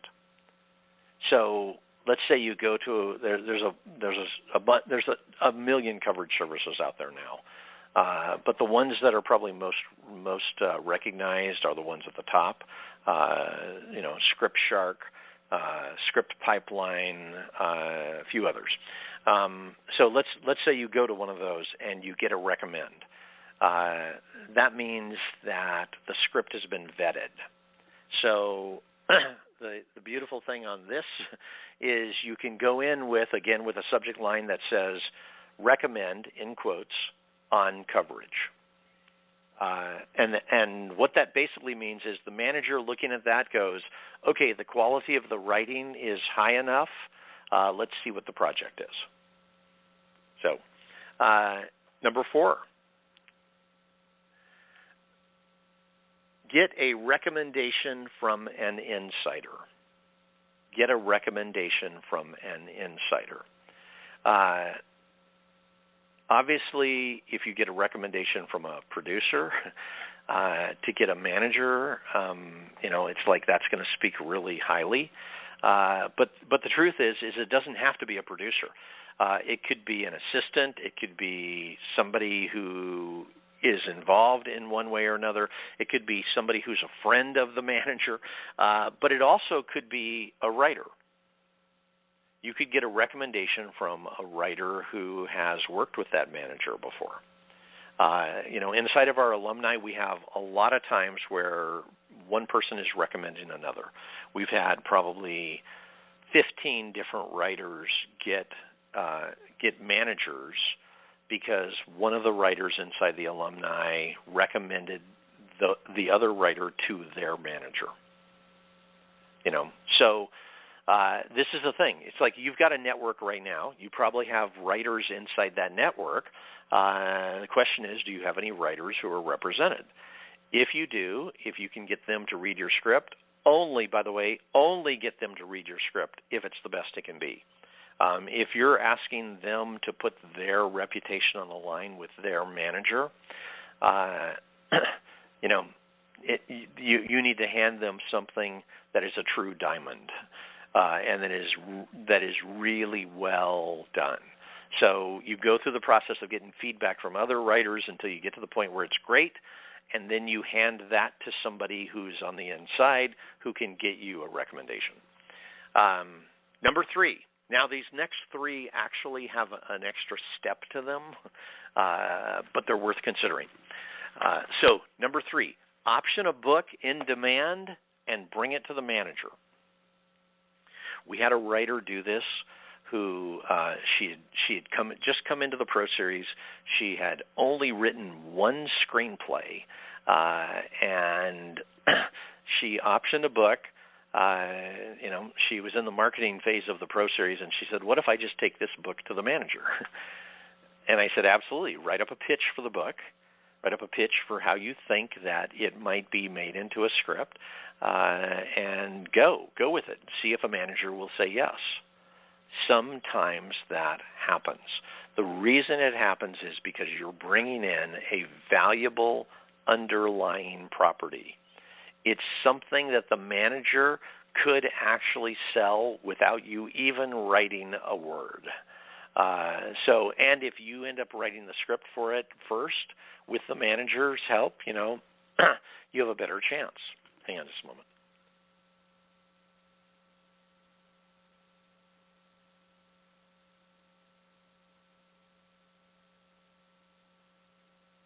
Sorry about that. Excuse my voice on this. Number 2, make a small deal and use it as credibility to prove you can do the job. Now, this one, we've had actually a lot of our writers do this. They make a small deal with a producer. So they have made a deal on one of their scripts. Now they go to the manager saying, "Look, I'm in the midst of getting this one movie produced with this producer. So I'm already an option screenwriter. I'm already working with a producer, and if you're doing a writing assignment for that producer, all the better. Because if you're doing a paid writing assignment, you are actually showing the manager you already know how to do the business, right? So that becomes the credibility. But you need to hand the manager the next project, right? So you only do this when you have a script that is highly marketable, that you can hand the manager and say, you can use this as credibility, the fact that I made this one deal, and here's a highly marketable script you can sell right now. So again, we've had lots of writers do this. Sometimes what it means is, it means you make the first deal, and then you take the next 3 months and write the next script, or you take the next 6 months, or whatever it is, right? You still are coming in saying, I'm an option screenwriter, I'm working with a producer right now, and here's my next project. So the final one, and this one seldom ever happens, but I want to tell you about it so that you know, just in case you're one of the lucky ones. And this one really is one of the lucky ones. So this is the fluke that you hear about. We had a writer that went through this. It was about 5 years ago. It was just before we started putting up our success stories that you see on our site. His name was Dave, and Dave called me up one day, and he said, "Hal, I need your advice."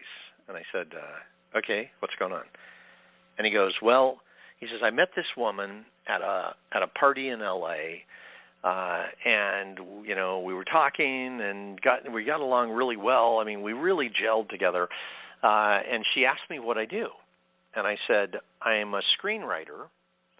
And so she asked to read one of my screenplays. And I said, Dave, are you asking me for dating advice, or are you asking me for business advice?" And he goes, "I don't know, maybe both. I can't tell."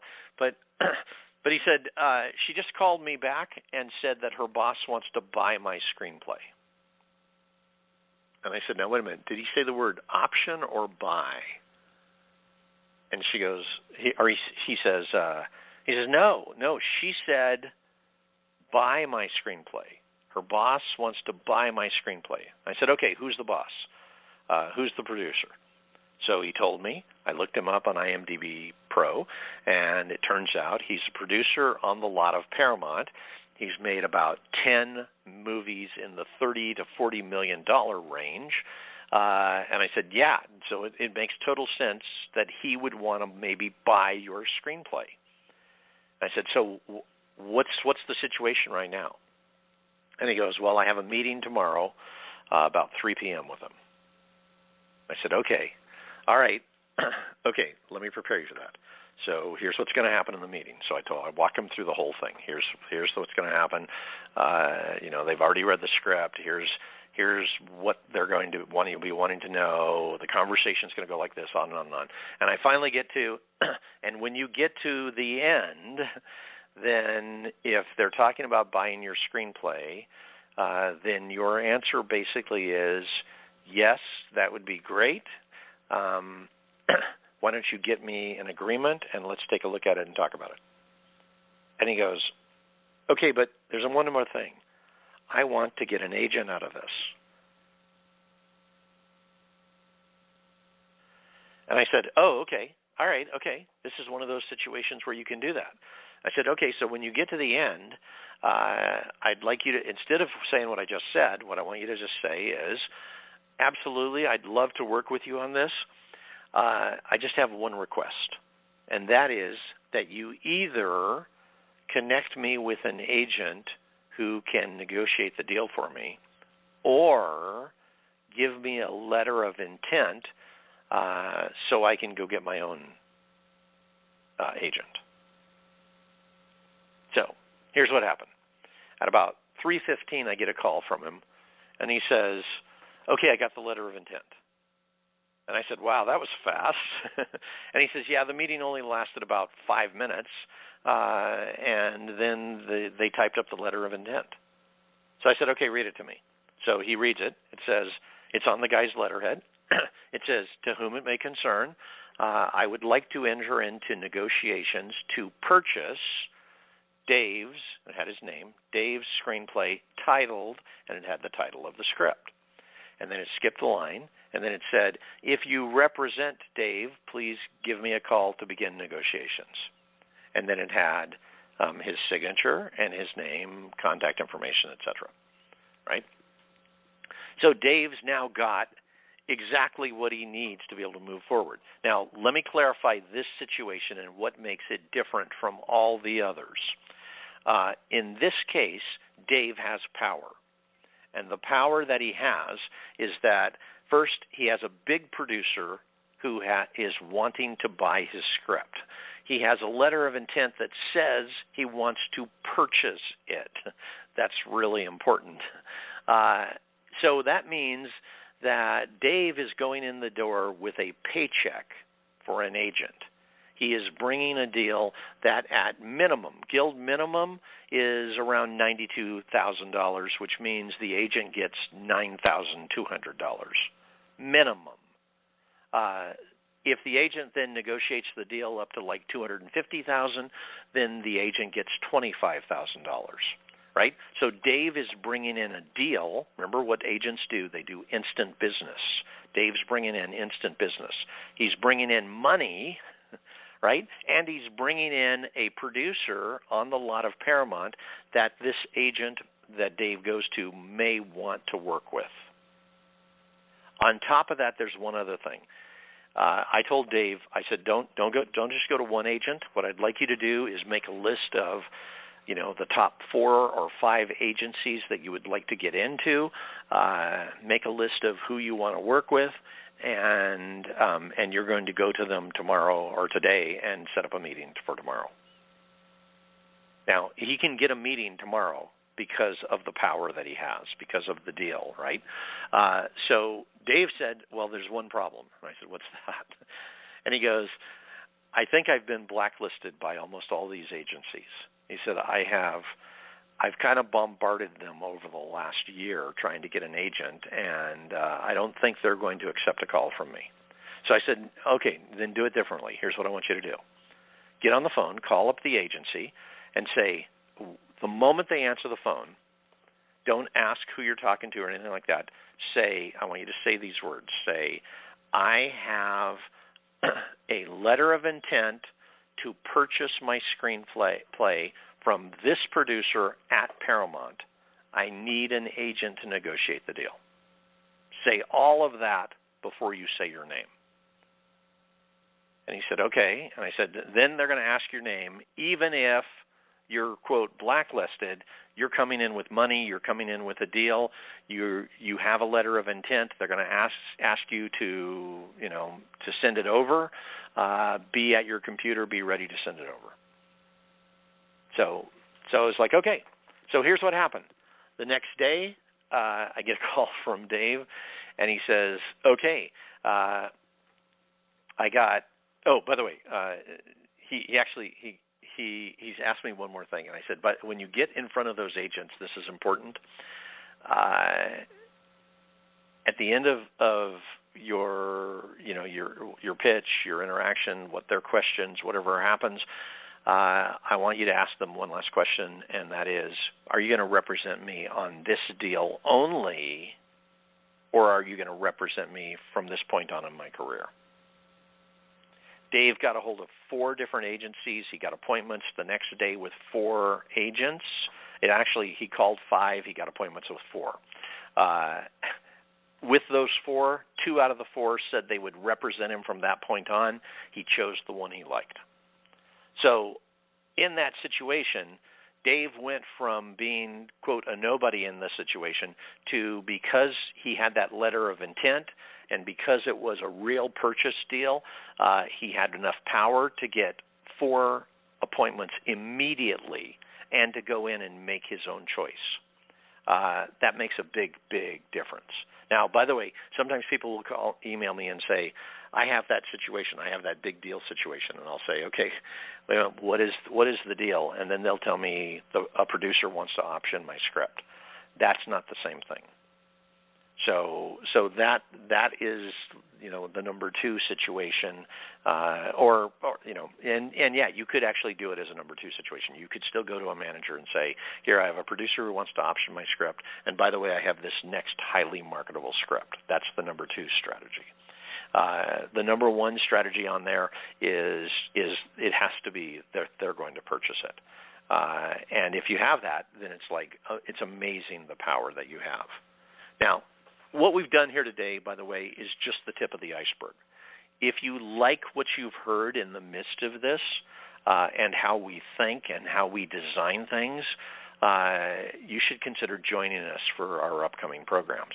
Again, my thing is creating expert models. So you just heard about 50% of our agent expert model. You heard pretty much a very confined, very clear set of strategies that can get you where you want to go. This is the thing that we do all the time. When we create something, I create an expert model. So it has all the answers in it. It already has the solutions. It has strategies. It has we've already considered the problems.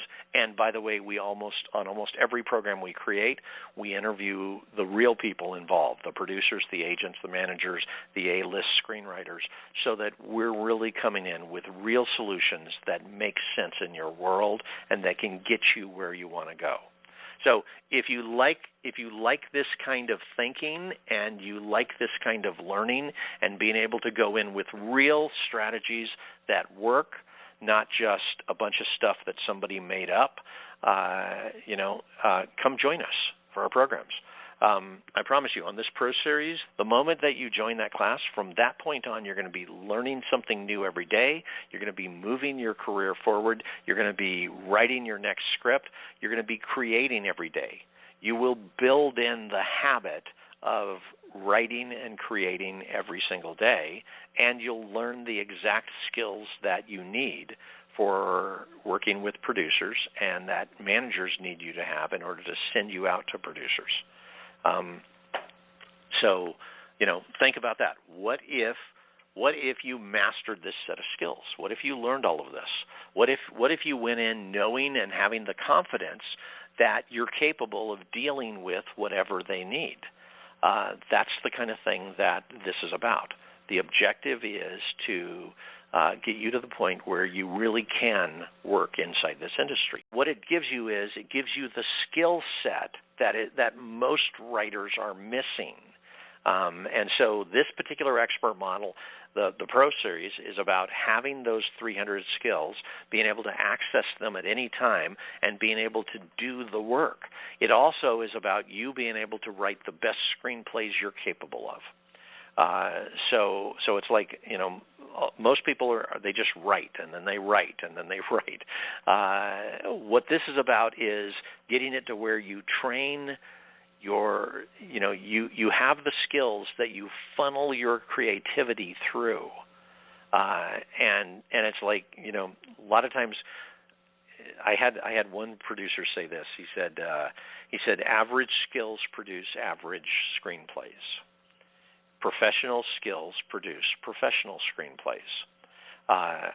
And my experience since then, looking at all the writers that we've gotten into the point of making their first and second and third deals, my experience has been that what he said was accurate.